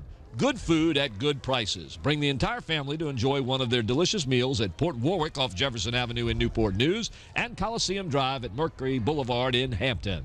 Battle back, he hands the ball off to the Titans, number 2, Darian Walton. Not much on the play that time, as the Phantoms were right there to get him, as that's number 32 on the play, Caleb Taylor. This is that quick running back for Lake Taylor. He's almost tripped up in the backfield and then is finally brought down. Going to lose good about tackle 2 there by Taylor. Loss of 2 on the play, 3rd down and 12. Our last sponsor for the third quarter, ladies and gentlemen, Tidewater Team Sports. Located at 11839B Cannon Boulevard in Oyster Point, Newport News, Tidewater Team Sports offers screen printing, embroidery, uniforms, and apparel. Call 594-0411 and talk to David Chubb or Terry McNamara. Back to pass, flushed out of the pocket. In the air, deep down the right sideline. And I believe it is completed. It is completed to number 7 on the play, Trevor Adams. And that ball just hung up there in the wind, and Adams just had to run under the ball. That's the biggest gain of the day for Lake Taylor. It is, and he's lucky to get this pass off. Daquan Romero almost got to him, and that's the first positive passing yards for Lake Taylor today, or tonight. Gain of about 38 yards on the play. Abacus out there for you. Like it's first down on about the 32. About the 32, 33-yard line is where they have it now, 1st and 10. And the ball is dropped in the backfield. Who's got the ball, folks? They're calling it down.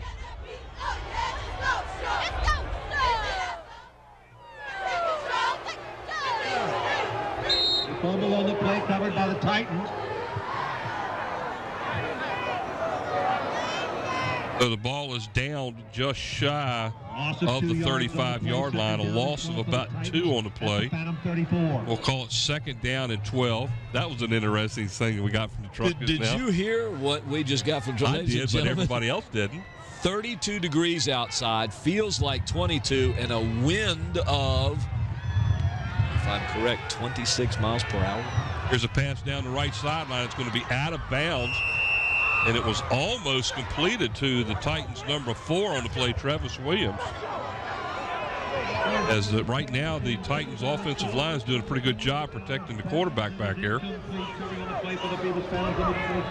Lost that one up there again.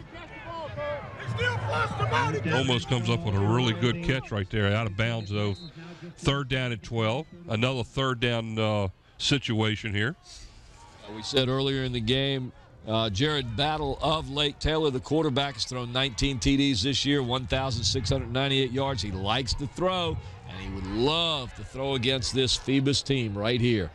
Battle with two wide outs to the near side, drops back, being flushed out of the pocket, starts running up the middle of the field, and bam, down he goes after a gain of maybe 2 yards on the play. 62, Dominique Davenport on the along stop. with number, I believe, 32, Caleb Taylor, or 25, was it Chaz Robinson? I know it was Dominique Davenport. Gain of 3 on the play, make it 4th down and 9 for the Titans. And they're sure taking a long time to get this play in.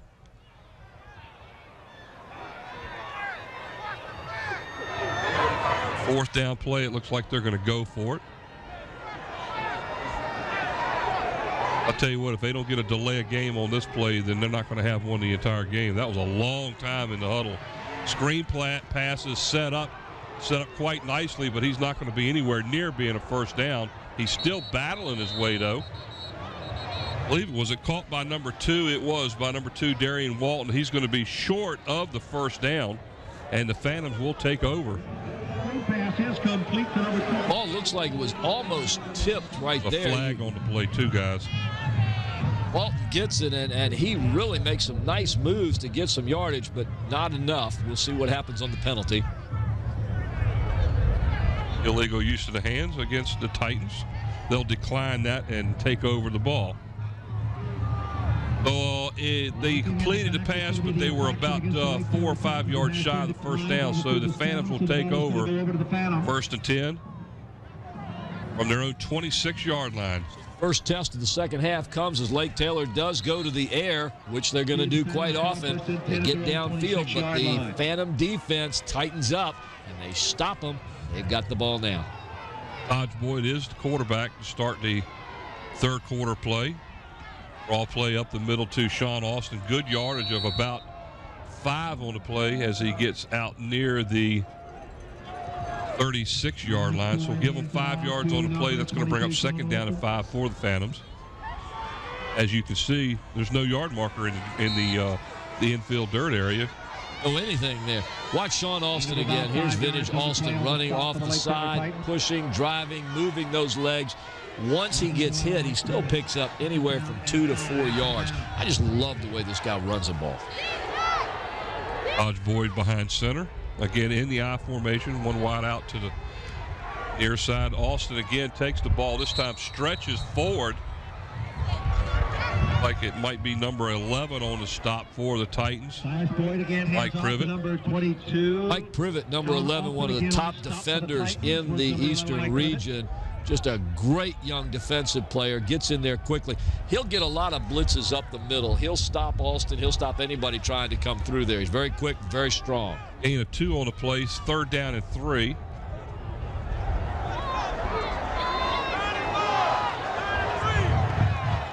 Need to get the ball to the 36-yard line for the first down. They are taking a lot of time here. Like a little bit different setup back here in the backfield. Back to pass now.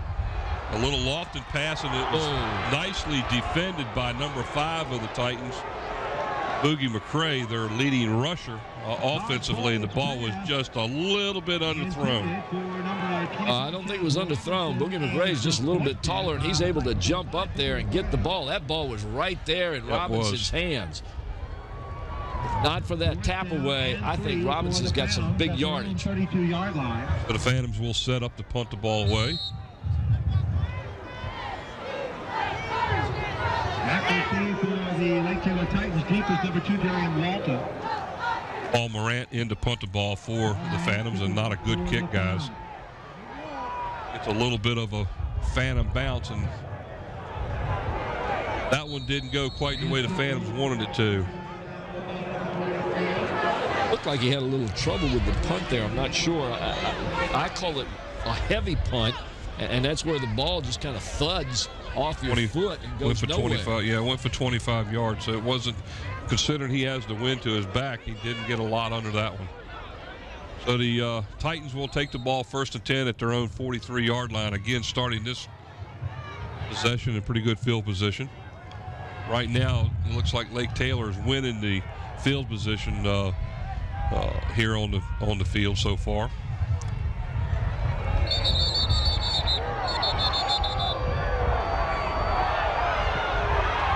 Ball's handed off to number 5, Boogie McCray. I expected a couple of flags right there, but it doesn't look like we're going to get any. McCray picks up 2 yards back to the Player a little bit here early in the 3rd quarter. 2nd down and 8 for the Titans. And the officials need to take care of this. They don't want to let this one get out of hand here.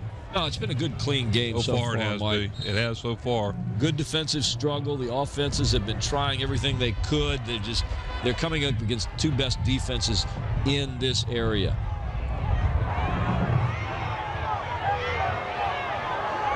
Watch for the screen here as he sets it up. Looks like he's going to throw the ball over the middle of the field, and it's thrown right behind the intended receiver, Boogie McCray, number 5. Incomplete pass. That was a rocket throw. Watch it. He just slings this thing. I mean, that's a shot right there. That kid's got an arm. 3rd down and 8 now for the Titans. Of course, they always say don't throw into double coverage. And if you're going to throw that fast, make sure you hit somebody in the numbers. The double coverage was the 2 Titans that were standing there. That's right. Incomplete pass, 3rd down and 8. The ball still sits at the 45-yard line of Lake Taylor. I'm going to guess pass here, Mike. They're not having any success with the run at all. They've had a little more success with the pass. 3 wide outs, 2 to the far side. Here he goes back to pass. He's hitting the backfield. He breaks free from the tackle. Gains a few yards on the play, but I believe he's going to be about 2 yards shy of the 1st down. They got to wait and see where they actually mark the ball here. It's like they're on about the 48-yard line of Phoebus. Really close. Blitz was on. He slips out of it, slips 1 tackle, 2 tackles, and is finally brought down. Gain of, it looks like he's going to be shy by about, maybe a foot or 2. We're going to find out in just a minute as the refs call time for a measurement. Well, now we're going to see just how the measurements are going to work with no markings on the field. We talked about this earlier, right? So this is the first time they've actually had to bring the chains on the field to do a measurement. What you got down there, Bob? Fellas, there's no way that you can mark the ball, pick it up, move it over, and then measure it. You're not allowed to do that. You got to measure it from where the guy spotted it on the ground, not move it back to the middle of the field. Totally agree. Well, I hate to say it, guys, but that's what they did. And they did it. 4th down and a foot. So a key play right here in the third quarter play. 4:59 to go. Still 7-0. The Phantoms out in front. Back keeper up the middle. Did he drop the ball? Yes, I believe he dropped it, and it's recovered by the Phantoms. Let's see what they're doing. No, Lake Taylor recovered it.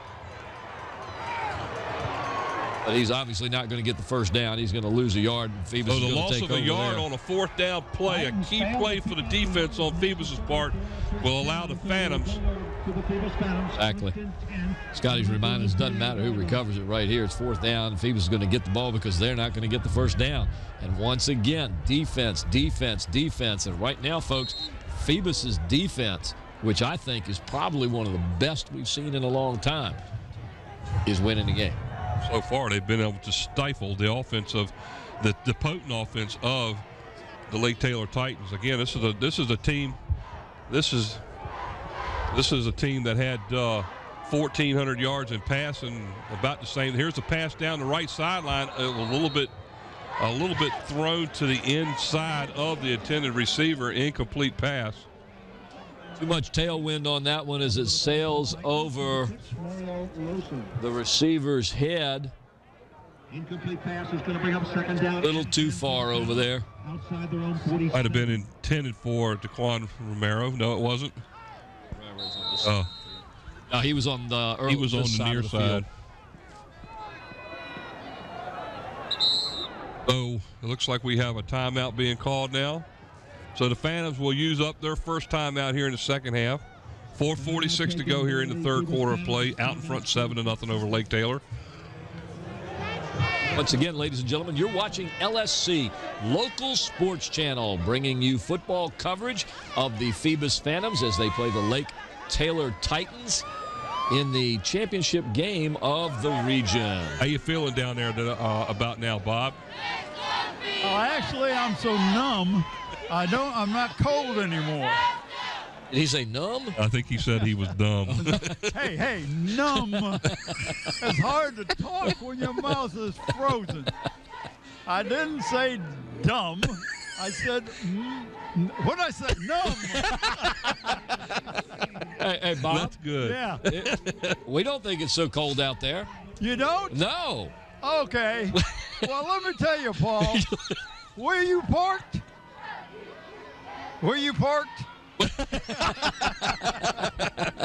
That's all right. You can come back up here and do what you did when you came up here at halftime and stick your hands on his neck and watch him squirm then. Here we go. 2nd down and 10 for the Phantoms. Austin on the carry up the middle. Not a lot there. Might pick up a yard or two at the most. A 3rd down and a yard. That's that for timeout didn't help a lot on that play, did it? No, not at all. I'm beginning to see how this Lake Taylor defense was able to stop the Crabbers' Tron Martinez, because that kind of surprised me when Martinez didn't get the yardage. But you're watching Lake Taylor stop Alston right here. Well, they were more successful running the ball outside than they were up the middle. So far here in the second half, they haven't done that. Well, no, they haven't, but it's that old adage that you go with what got you here. And Alston pounds the middle, pounds the middle, pounds the middle. He's looking for that crease to get outside. See if they can do something here in the blitz. air. There's that same pass down the left sideline, and it's overthrown. That time it was to DeQuan Romeo, overthrown. Why aren't they going across the middle into that shorter pass and to allow their athletes to do some work there? I don't know. It's they're stacking the middle and coming up front. They're staying to the outside on this. Well, defense, too. So that's going to bring up 4th down and 9 for the Phantoms. They're going to have to punt the ball again. This time, again, they have the wind to their back, I believe, unless it's changed direction again. Like it has. They need a good punt. See if Paul Morant can get off a good one this time. 4th down and 9. The ball sits at midfield. Good snap. Decent kick. Kicks the ball away from the intended receiver back here, and it looks like it's going to go out inside the 10. In. Look at this. Inside the 5. That ball was like a curve ball. That thing went down to the sideline, looked like it was going to head out, and all of a sudden it just rolled another 5-6 yards right along the line. Watch our camera crew who got a good shot of this. This time, Morant gets a good punt. Now watch this, ladies and gentlemen. Hits right toward the sideline, right there. See that? It just breaks and takes another 6 yards right down the line. What a great punt. It ends up being a 46-yard punt by Morant, and that's what they needed. A curveball. That's what he called it. Everybody in my left's going curveball. We all know that we're in a baseball stadium. So Paul Morant has a mean curveball. So 1st and 10. Lake Taylor at their own 4-yard line. Gray to the right side for about 2 as he gets near the 6, and he's brought down right there. And we can say about McRae exactly what we said about Alston. McRae is not getting anything either because this defense is stymieing him at the line of scrimmage. And, you know, for a guy that gets a lot of yardage. Yeah, what do you have, 1,400 yards for the season? He has 24 on the game so far. And Alston has 90, 60, 65. Not a lot of yards gaining here as both defenses are doing a good job. Again, Boogie McRae off the left side this time. He gets the ball near the 10, and that's about where he gets put down. Gain of about 4 on the play. It's almost like these two lines, defense and offense, both sides, are just kind of standing each other up. I mean, it's almost a standoff down there, and nobody can do anything. You can't get past that line, and they're going laterally real well to keep and contain the runners. But where the game is being played right now, it's like watching a Redskin game from all the way up in the top of the stadium. We have to watch the TV screen in order to be able to see it. One of the Redskin games of it. Never mind. They play football? Ouch. That was bad. So not a lot of did not get enough for a first down. It's going to be 4th down and 1, and the Lake Taylor will be forced to punt the ball away. They needed to get the ball all the way to the 14, and they're about a half a yard shy. And they're in the wrong part of the field right now to try to fake a field goal. Oh, they're going to do a measurement here, and you never know with the way this field was laid out. You never know what can happen here. Make a punt, I'm sorry. Whoa, just shy. Like he's shy of, and now they're actually going to use a change to mark the field of the ball. Instead of being a first down, it's going to be 4th down for the Titans at their own 13. 4th down and about 6 inches. I'd say so, but I don't think I'd take a chance this deep in my own territory. I think I'd punt it, although they're taking an awful lot of time. They got to wait for the change. They have to wait for the change to get set, and they are in a punt formation. And he will be kicking into the wind. So let's see what do you go for it? Oh, no, not that far back. Now, here's where the wind. Look at the wind grab the ball and stop it. Oh, my goodness. Now, Phoebus needs to take advantage of this, folks, right here, because in 1 minute 39 seconds, they're going to be on the other side going against the wind. That wasn't much on that one.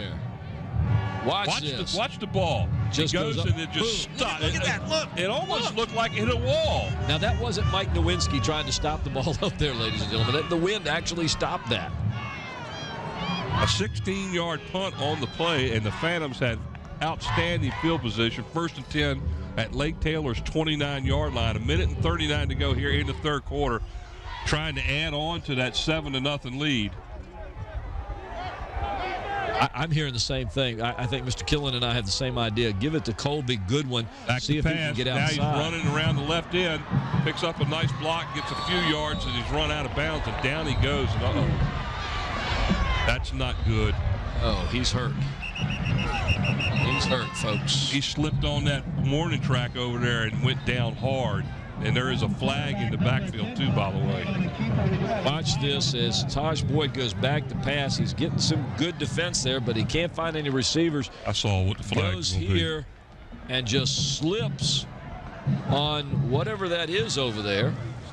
The flag is going to be thrown against Phoebus for a chop block. You wait and see, because you could see it right there towards the end of the play. You can run that again, Scotty. We'll actually be able to see it. That's what the call is. Still first down. Watch the replay. You'll see the chop block right there. Right there. Yeah, he goes out of bounds and he can't stop. Then he hits that warning track over there, and still down as we have to a break in the action here as we wait to see Taj Boyd is okay. But there's Taj Boyd right there. It looks like they're working on the leg, on the knee, the left knee. Going to be a 15-yard penalty from the spot of the foul.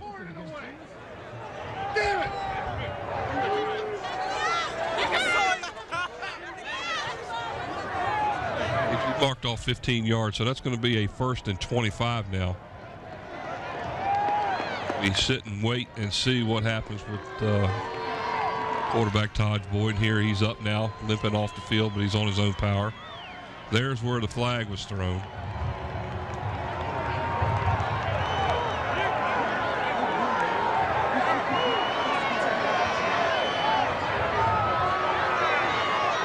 Taj Boyd will probably have to come out at least one play here, as the official is now telling him you got to come out one play. One play, you got to go. Boyd already has a knee brace on. Our guess is that Paul Morant will come in, or they will go to the double back lineup that they used earlier with Alston and Chaz Robinson. I think with a 1st and 25, though, you might want to bring in Morant.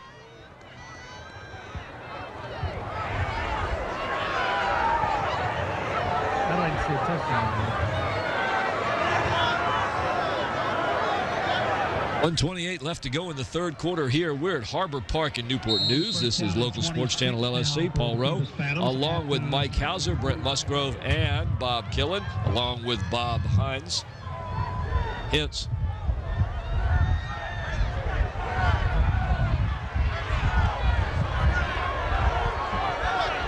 all right, no quarterback in the game this time. It looks like Chaz Robinson in motion.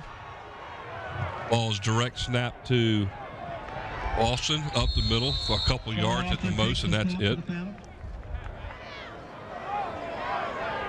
Alston Pick up maybe 2 yards on the play. We'll call it 2nd down and about 23.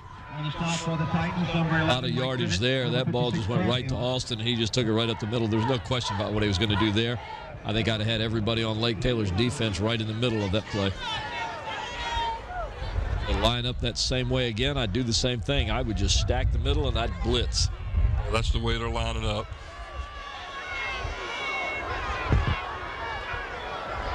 Direct snap to Alston, keeps the ball. Oh, he should have kept going, and he didn't. He stopped. He's going to end up losing yards.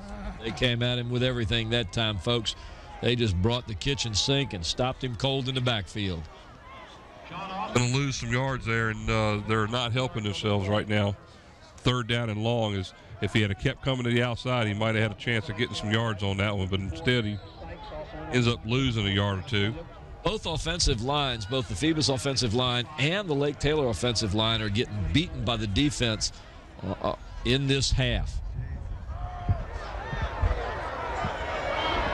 3rd down.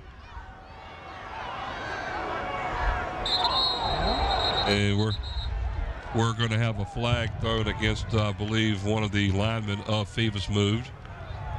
That's going to cost them another 5 yards. Have a dead ball foul, false start on the offense, 5 yards, still 3rd down. There you can see the movement in the line right there. 49-yard line.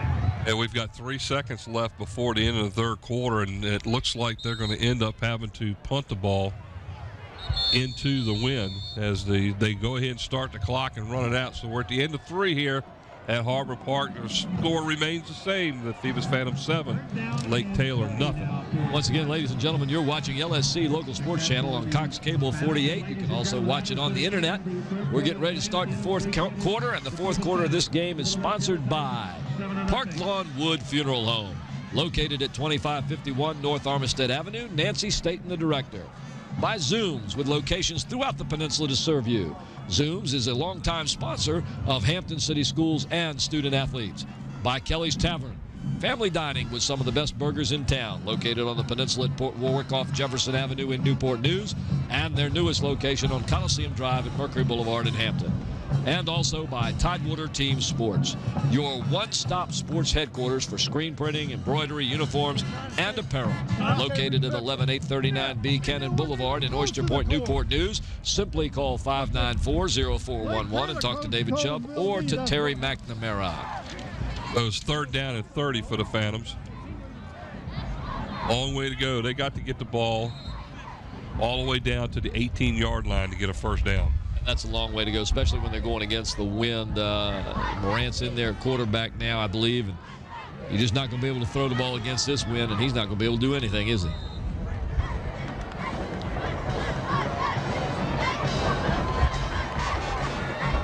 Not much there, as he's going to lose a bunch of more yards, and the Phantoms are going to have to punt the ball away, as right now the Lake Taylor defense has taken over this game.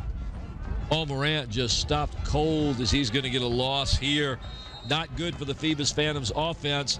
They're going to need to play tough defense because this is just what Lake Taylor wanted. They wanted this fourth quarter win, and they've got it. They're going to have to unleash their passing attack. Paul Morant in to punt. Ball snapped nicely. Gets a punt off, and again, the wind grabs that one. It's not going much. He gets a bounce. And it looks like it's going to be downed 35, looks like about the 33-yard line. So Lake Taylor takes over 1st and 10 from their own 33. Here's the replay on the punt. Looks like it starts out to be a good punt, but once again, it's grabbed by that wind and brought back down.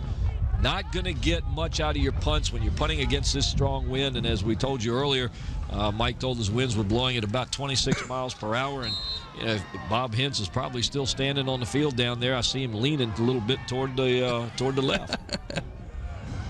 1st and 10, back to pass, short pass to the flat over here is completed, and it was completed to number 22. Great job on the play, Tony Wiggins. Pretty good yardage on the reception for the Titans. That was a 1st and 10 from the 27, and then on the first down pass, nice yardage on the play.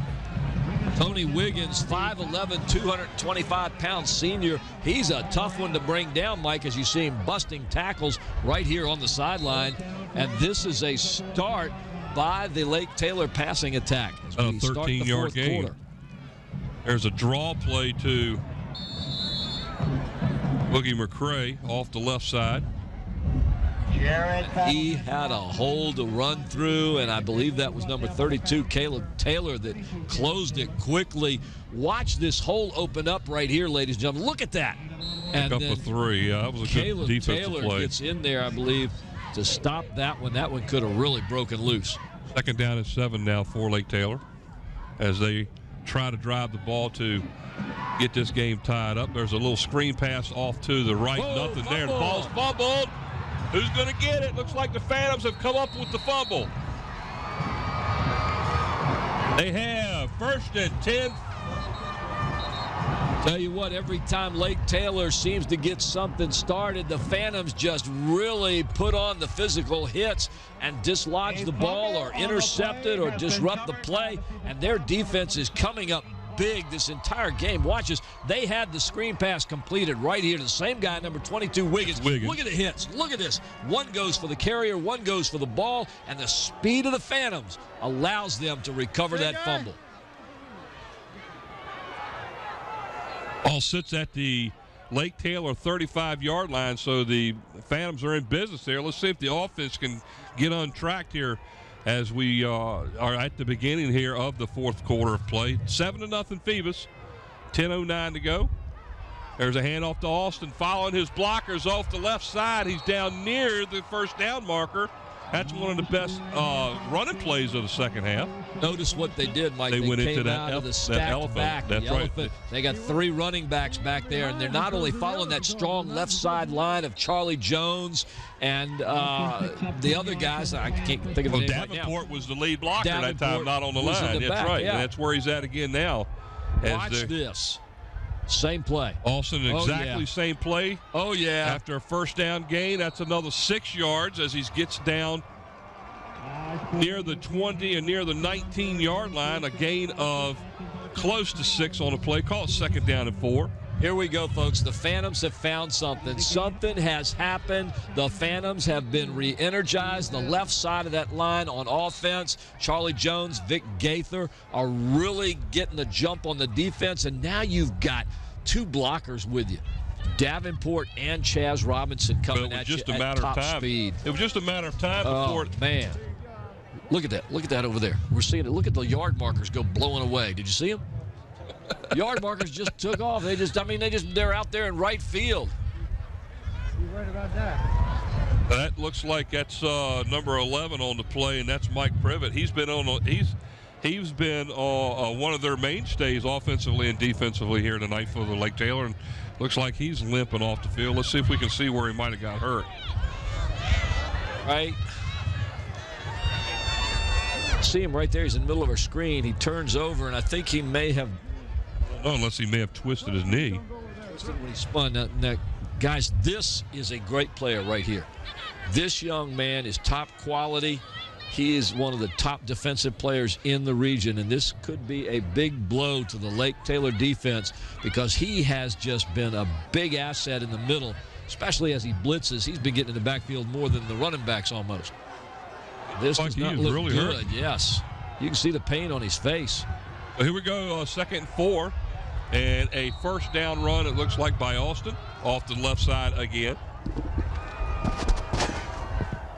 Once again, the Phoebus Phantoms are taking on that left side and following the running blockers from a stacked backfield. They're beginning to pound away at this defense. Run, run, run. This is what Phoebus does. You want to play our game? Stop us. Here it comes again. Whoa, a cutback. And I want you to look at something. Look where the yard markers are. The lead yard marker is just inside the 15, right? Look at the lead marker. It's down by the 3. Oh, my gosh. Oh, Lord. Oh, well. Here we go. It looks like Lake Taylor may have called a timeout here, trying to stop the momentum of the Phantoms. And that's what they did. If we can get a shot of this is funny. We talked about this earlier. The yard markers on the other side of the field, the lead, it's funny. It really is. You can actually see how far off the field is laid off over there. Here's a replay of that play. Watch this. They start off the same side, and then Austin cuts back to the right this time, going against the grain. It's inside the 10, down to about the 9. And that's where they have a 2nd down and 4, gain of about 6. That time the Lake Taylor defense overplayed that, and Phoebus took advantage of it. Great play calling by the coaching staff of the Phoebus Phantoms. Oh, man. That is just – those yard markers just floor me. As you can see the other side of the field over there, the Phoebus team is up in arms and trying to cheer on their offense that's on the field right now. 2nd down and 4. Ball sits inside the 9-yard line, and trying to build on this 7-0 lead has been really tough so far in this game. And there goes Austin off the left side in to score the touchdown as the Phantoms now lead 13-0 on a 9-yard run by Sean Austin. Mike, we talked to Bob Hintz during halftime. I asked him about the adjustments. As we watched the replay here, we knew that Coach D was going to make some adjustments, and Bob was telling us that in the last game, you remember that was tight at the halftime, Bob said that Coach D said we saw that Sean Alston just needed to move a little bit to the left or a little bit to the right as he went through those holes. When they did that, things began to open up. Once again, the coaching staff made the adjustments. They've moved Alston. They've gone to a different set, and it's worked. Crocker in to kick the extra point. It's up, and look at the wind blow it away. It's good, though, as the Phantoms now lead 14-0 in the Division V Eastern Region Championship game. Winner today will play in the state semifinals next week here in the Eastern Region. Well, that's the extra point. Watch the wind actually grab it and push it to the left. Woo. Extra point is good, 14-0.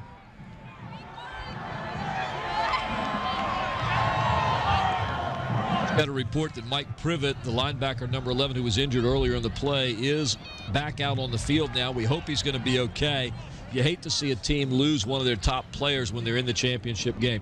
Bob, I know you can hear me down there. We were talking earlier about making those adjustments. Does it appear to you that once again Bill D and the coaching staff has found something and made that slight adjustment? Well, they really have, guys. They have found that you can run on these people if you got yourself some blockers and you put Baby D back in that backfield, and he just runs over people. But you can see the carriage of this Lake Taylor. The guys are walking with their heads down. That's a big thing for this Phoebus Phantoms. They're really on an upbeat right now. Here's the kickoff. Line drive. It hits the infield dirt and dies. Oh, what a hit right there as he gets away from the first man and gets, he's outside. Nice run on the play right there. He was hit 2 or 3 times before he actually cleared it. 32 on the stop. Oh, 32 on the carry. 32 on the carry, okay. William Hurst. He spins through several. Oof. Here we go with 8 minutes left in the game. Lake Taylor has the win. Lake Taylor quarterback Jared Battle, known for his arm. He's got a great arm, almost 1,700 yards this season and 19 touchdowns. Watch for him to try and take advantage, as he did the last round of plays, of this win behind his back. 1st and 10 from the 36. Battle drops back to pass. Flushed off to the right, and it goes right through the hands of the intended receiver, who was number 7 on the play, Trevor Adams. And he was covered back there by 2 players. Mike, looked like number 35 along with number 12, Paul Morant. He's getting pressured. He's got a nice throw. That guy's got a strong arm, but it's a little high once again as he throws into double coverage. He's been stung twice by the Phantoms. He doesn't want to get stung again, particularly now. 2nd down and 10 after the incomplete pass. Jared Battle again under the center. Back to pass, drops straight back, throws a pass out to the flat, well underthrown as it was intended for. Is that number 9? Yes, sir. Derek Burgess. Incomplete pass brings up 3rd down and 9. And now Lake Taylor is starting. Looks like he trips. Watch it. Yeah, he trips over his own feet. I hate to say that, but he did. He tripped over his own feet as he tried to throw that, and that just ended up being a little dying quail out there. 3rd down and 10 from the 36. Phoebus's defense is really coming. He's limping a little bit. Oh, there he goes back. Doesn't get a good set. That throws him off balance there, and then right there he trips over. He's limping a little bit. So Battle under center. Snaps, takes the ball back. Being flushed out of the pocket, throws the ball down the right sideline deep. And almost intercepted. His own teammate broke that up from a Phoebus defender who looked like he was going to make an interception right there, Mike. That Eric Henderson on the defense back there. Let's see. Watch this. Good, strong throw again by Battle. Now watch. It appears that Phoebus is going to make the interception right here, and boom, in comes another player. They just got confused there. So 4th down now as the punter, number 14, Jay Zards. Got some movement there on the line, Mike. I'm not sure who started first, but saw a head come up with a red jersey and a white helmet, so we'll see if it's against Lake Taylor. They haven't been penalized very much tonight. And 5 yards against Lake Taylor for motion, and move it back to 4th and 15 now. We will move the ball back to the 30-yard line. Fourth down and 15. Ball sits near the 30-yard line. As you can see on the screen, it's right there at the edge of the infield grass. The punter's almost standing on the pitcher's mound, just off of it. Decent snap, line drive kick. As the Phantoms will get out of the way of the ball, and it will be downed by Lake Taylor's number 3, Danny Pate. What, that young Lake Taylor punter is really doing a good job of keeping the ball low and getting a line drive that gets a lot of roll time. And they're forcing Phoebus into not real good field position. Well, 1st and 10, they'll start here at their own 25-yard line. Looks like about maybe the 24-yard line. Down to 7:41 to go here in the game. It is 14-0. The Phoebus Phantoms out in front of the Titans from Lake Taylor. All row, Mike Hauser along with Bob Hintz on the field, and Brent Musgrove up here in the booth along with Bob Killen, bringing you the game between the Phoebus Phantoms and the Lake Taylor Titans. The championship game of the Eastern Region from a baseball field in Harbor Park, Norfolk, Virginia. There's Alston off the left side, Look at follows this. the blockers and picks up about 5 yards on the play. Call it 2nd down and 5. Bob, here's where you and I agree that the way this game should be played at this point.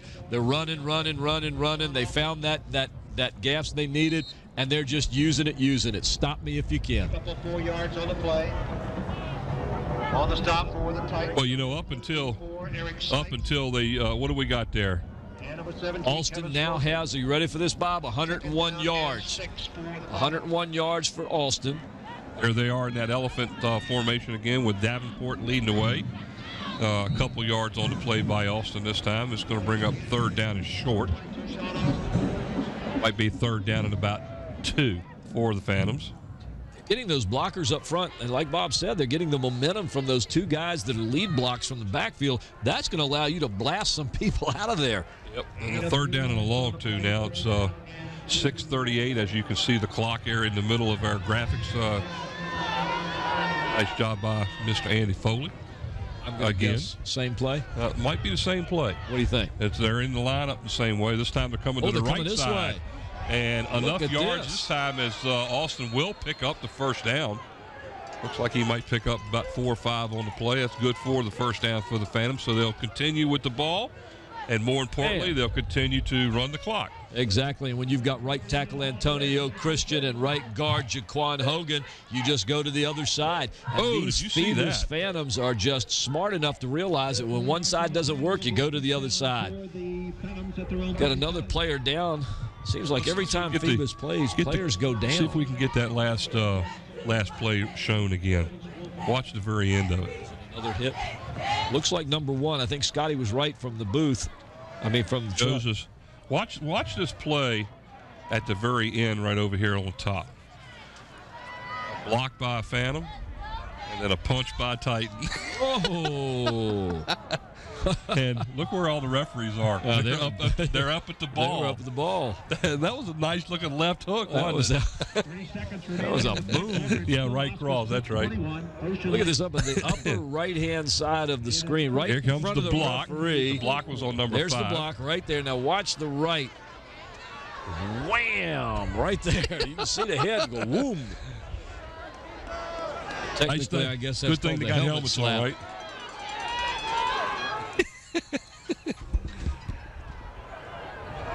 I keep hearing music ding-dinging over here. Old Bob's phone's going down. Oh, here we go.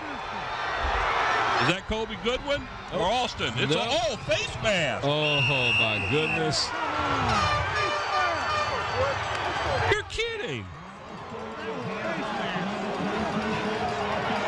How can he not see a face mask on that? Look at Bob down there.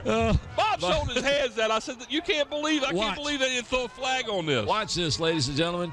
Right there. Oh, he reaches in with his left hand. Look at him. Right there. Right there. Look at this. Boom. Boom. Thank you. Used his helmet to pull the player down. The one nice thing is that maybe the referees are going to use our tapes as training films, and they'll be able to see that and realize that they missed that one. So That wasn't nice. 5:30 to go here in the fourth quarter. 14-0 the Phantoms, and they're driving again, trying to ice this game right here. Again, they're set up in the what they call the elephant. There's a flag here by the deep referee, and I bet that they're going to call it. They finally called a delay of game. Oh, my gosh. I wonder what made them decide to do that. It used to be they gave you enough time to place an order with Pizza Hut. Well, they're actually getting close to scoring again.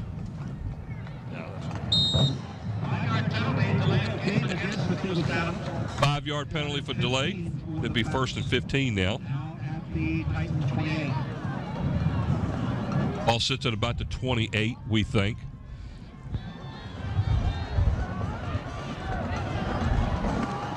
Austin to the right side this time. Outside, he's nice defensive play by the Titans number 4 to hold that one up, Travis Williams.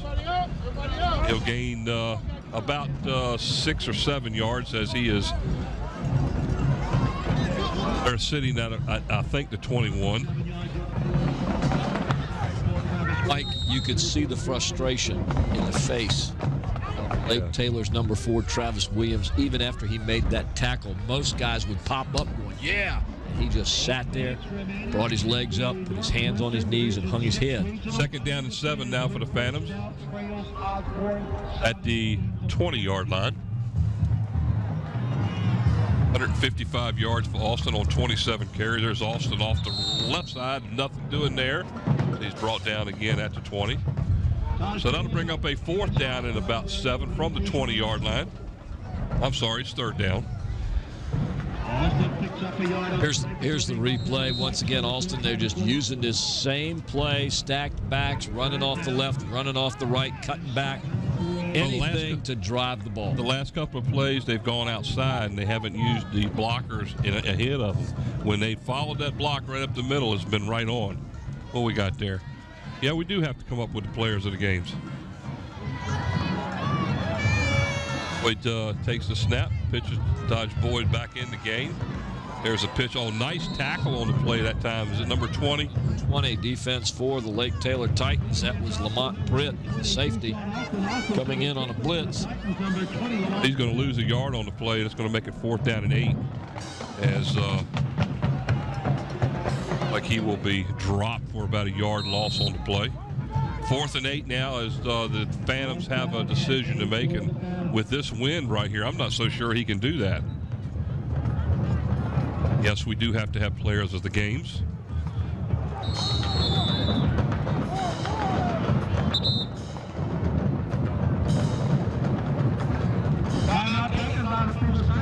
Timeout is now called by the Phantoms. Well, let's talk a little bit about the players of the games. We haven't decided who we want. We'll talk a little bit about some of the things they've done. Sean Austin has, about 125 yards rushing in the game. So he's doing quite well so far. Offensively, that's really been the star, with the exception of the line and how they've done a good job of it. Here's a replay of the call that we thought should have been a face mask call. And Bob Hintz, what did you think about that? Did it look like a face mask from right there where you are? It not only looked like it, 2 of them guys grabbed it. Well, one of them grabbed the face mask and flipped him around. 2 officials standing right there, and they never even saw it. So I don't know whether they need to have the LASIK surgery or what. Yeah, you and I both had that done. Has it helped? It has helped, but they need it. Maybe we ought to just send them a card on the people over here that can do LASIK surgery. Well, it looks like the Phantoms are going to line up on a 4th down and 8. The ball sits at about the 21-yard line. And back to passes. Oh, pass over here to the end zone. There's nobody there. And what was that all about? I don't know, but he's going to get – looks like Boyd is going to get called for a he's going to be called for downing the ball because there was nobody over here. There was no Phoebus player at all in the end zone over here. There was nobody between the pitcher's mound and home plate. I don't know, but that's going to cost them a bit because it's going to go from the spot of the foul. It'll be a loss of down anyhow. And grounding against the offense. 5 yards from the spot of the pass. Loss of down. First down, Lake Taylor. Lake Taylor is going to actually pick up an extra 10 yards on the play after that penalty on a play where Boyd probably should have just tucked it under and gone with the ball because he just gave Lake Taylor 10 yards. We got exactly 3 minutes to go here in the fourth quarter. 14-0, Phoebus out in front. Back to pass over the middle, wide open in the middle of the field. That is number 6 of Lake Taylor, Romeo Rowson, R-O-W-S-O-N. Nice pickup as down the middle of the field.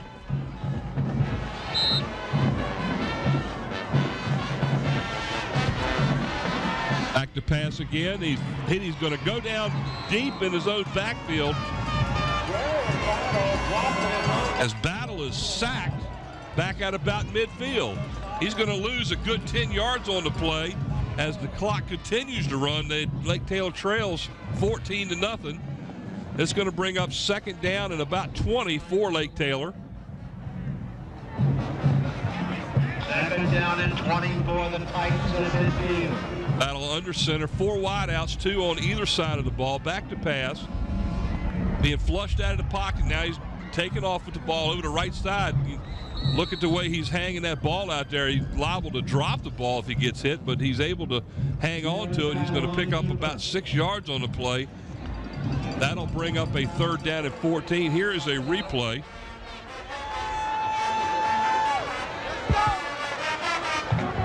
The third down and 14, another big play for the Titans as the clock continues to run as we're now down to 1 minute and 43 as the clock just ticks away on Lake Taylor's season. Winner will advance to the state semifinals next weekend, next Saturday. And down he goes. He tripped on his own feet. That's twice, Mike, that we've seen him have problems with his feet. And I think he injured himself earlier in the game, his ankle, and it's really giving him some problems so far.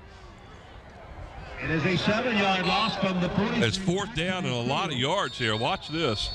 He trips over the other guy's foot. Like he might have tripped over Boogie McRae's foot, and he's going to lose a lot of yards as it looks like Lake Taylor will now call timeout with 1 minute and 14 seconds to go, and they'd still trail 14-0, and it's looking pretty good for the Phantoms right now. Bob, what you say down there? It's looking mighty good. I'm on the way up. You're on your way up? Bob's wanting to come up where it's nice and warm, right, Bob? You go pick up a couple of interviews on your trip up here, Bob?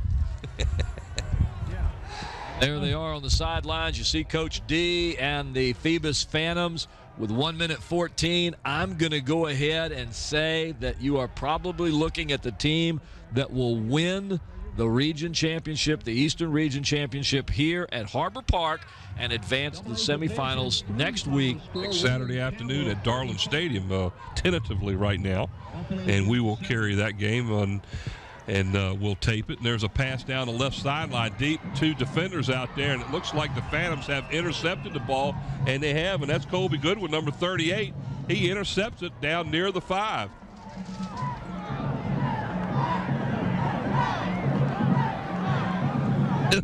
Bob says, what's it like? And he's in the elevator coming up here where it's warm. Here's a replay. Jared Battle just airs this one out, folks. He's being pressured once again. And that one is just out-leaped by Colby Goodwin, who brings down the interception. And that's probably going to be the key turning point, right, to end the game. To end the game, folks, because now basically all Phoebus has to do to get this young lady warm again and back in her home is to just kind of kneel down and 1 minute and 5 call it a game. And we will show you our players of the games here shortly as they have been picked. And the players of the game, ladies and gentlemen, are on defense. Number 35, Levante Battle, who has just clogged up the middle of the defense and just played havoc with Lake Taylor's offense. And on offense for the Phantoms, we've had a lot of great players over the year for the Phantoms. This time we went with the young man that took that key pass at the beginning of the game and put the Phantoms ahead as Daquan Romero broke loose over the middle, gathered it in, and scampered 38 yards for the touchdown. So the players of the game, Levante Battle on defense and Daquan Romero on offense. Oh, it looks like the Phantoms will just let the clock go, and they'll take a delay of game here. And instead of just taking a knee and letting it go out, now they're going to be backed up 5 yards. And it looks like this is going to be another shutout, another powerful team from the south side with a great offense coming up against the Phoebus Phantoms and their tough, awesome defense. I think this is going to be shutout number 9 out of 13 games. They've come in. Looks like gathered nothing. Looks like Coach Bill D is going to be bringing some Krispy Kreme donuts again, as Bob Hintz was reminding me just as the truck was saying it. Here they are, ladies and gentlemen, counted down with us. 6, 5, 4, 3, 2. The Eastern Region Division champions, Mike, are the Phoebus Phantoms, 14-0 over the Titans of Lake Taylor here at Harbor Park. 2008 Division 5 regional champions, and they will advance again for the second year in a row to the state semifinals next Saturday afternoon at Darling Stadium, and they will more than likely be hosting the same team that upset them last year, Stonebridge, if they can come away with the win up there in the northern region tomorrow, and that's who everybody really expects. The winner of that game is the odds-on favorite for the Division 5 state title. No question about that at all. Well, there they are, ladies and gentlemen, as they congratulate the Lake Taylor Titans, who played a really great game but just ended up falling a little short. They could not stop the Phantom running attack in the second half, and they just were worn down by the Phantom defense, which proves once again they probably are one of the best in the state. Well, defensively in the first half, this was one of those kind of games where it was neither offense, with the exception of the one touchdown pass early in the first quarter, neither offense could muster anything. But in the second half, offensively, the Phoebus Phantoms running attack came alive about midway towards the end of the third quarter, and they just took over the game at that point. Well, that's a testament to the Phoebus coaching staff, Mike. You've got Bill D and his assistants who are looking at this game and analyzing it throughout the first half. They see what needs to be done, and these kids can do it. They've always been known as a team that could make adjustments and do the things they have to do to keep it going.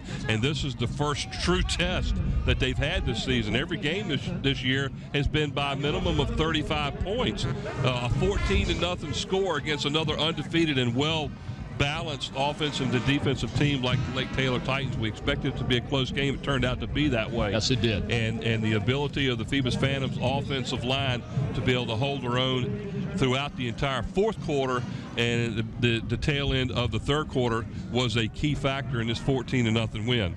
So again, the final score here at Harbor Park, the Phoebus Phantoms, the Division 5 regional champions, they have a 14-0 win over the Titans of Lake Taylor. Well, I guess we'll see you next week, hopefully from Darling Stadium next Saturday. And we need to bring a bunch of people out to see this game, folks, because it's going to be if Stonebridge comes, it's going to be one of those kind of games where people would love to see this one. It's what you call a payback game after the upset that the Phantoms had last year. So the final score here at Harbor Park, the Phoebus Phantoms 14 and the Lake Taylor Titans nothing. Paul Rowe and Mike Hauser from up in the booth. Ladies and gentlemen, you've been watching LSC Local Sports Channel. Good night, and we'll see you next week. Tonight's broadcast has been sponsored by Zooms. We're proud to have David Allen and Zoom sponsoring us again this year. Zooms, with locations throughout the peninsula to serve you. By Kelly's Tavern, family dining with 2 locations on the peninsula. Port Warwick off Jefferson Avenue in Newport News, and their newest location on Coliseum Drive at Mercury Boulevard in Hampton. And by Tidewater Team Sports, located at 11839B Cannon Boulevard in Oyster Point, Newport News. Tidewater Team Sports is your one-stop sports headquarters for screen printing, embroidery, uniforms, and apparel. Call 594-0411 and talk to David Chubb or Terry McNamara.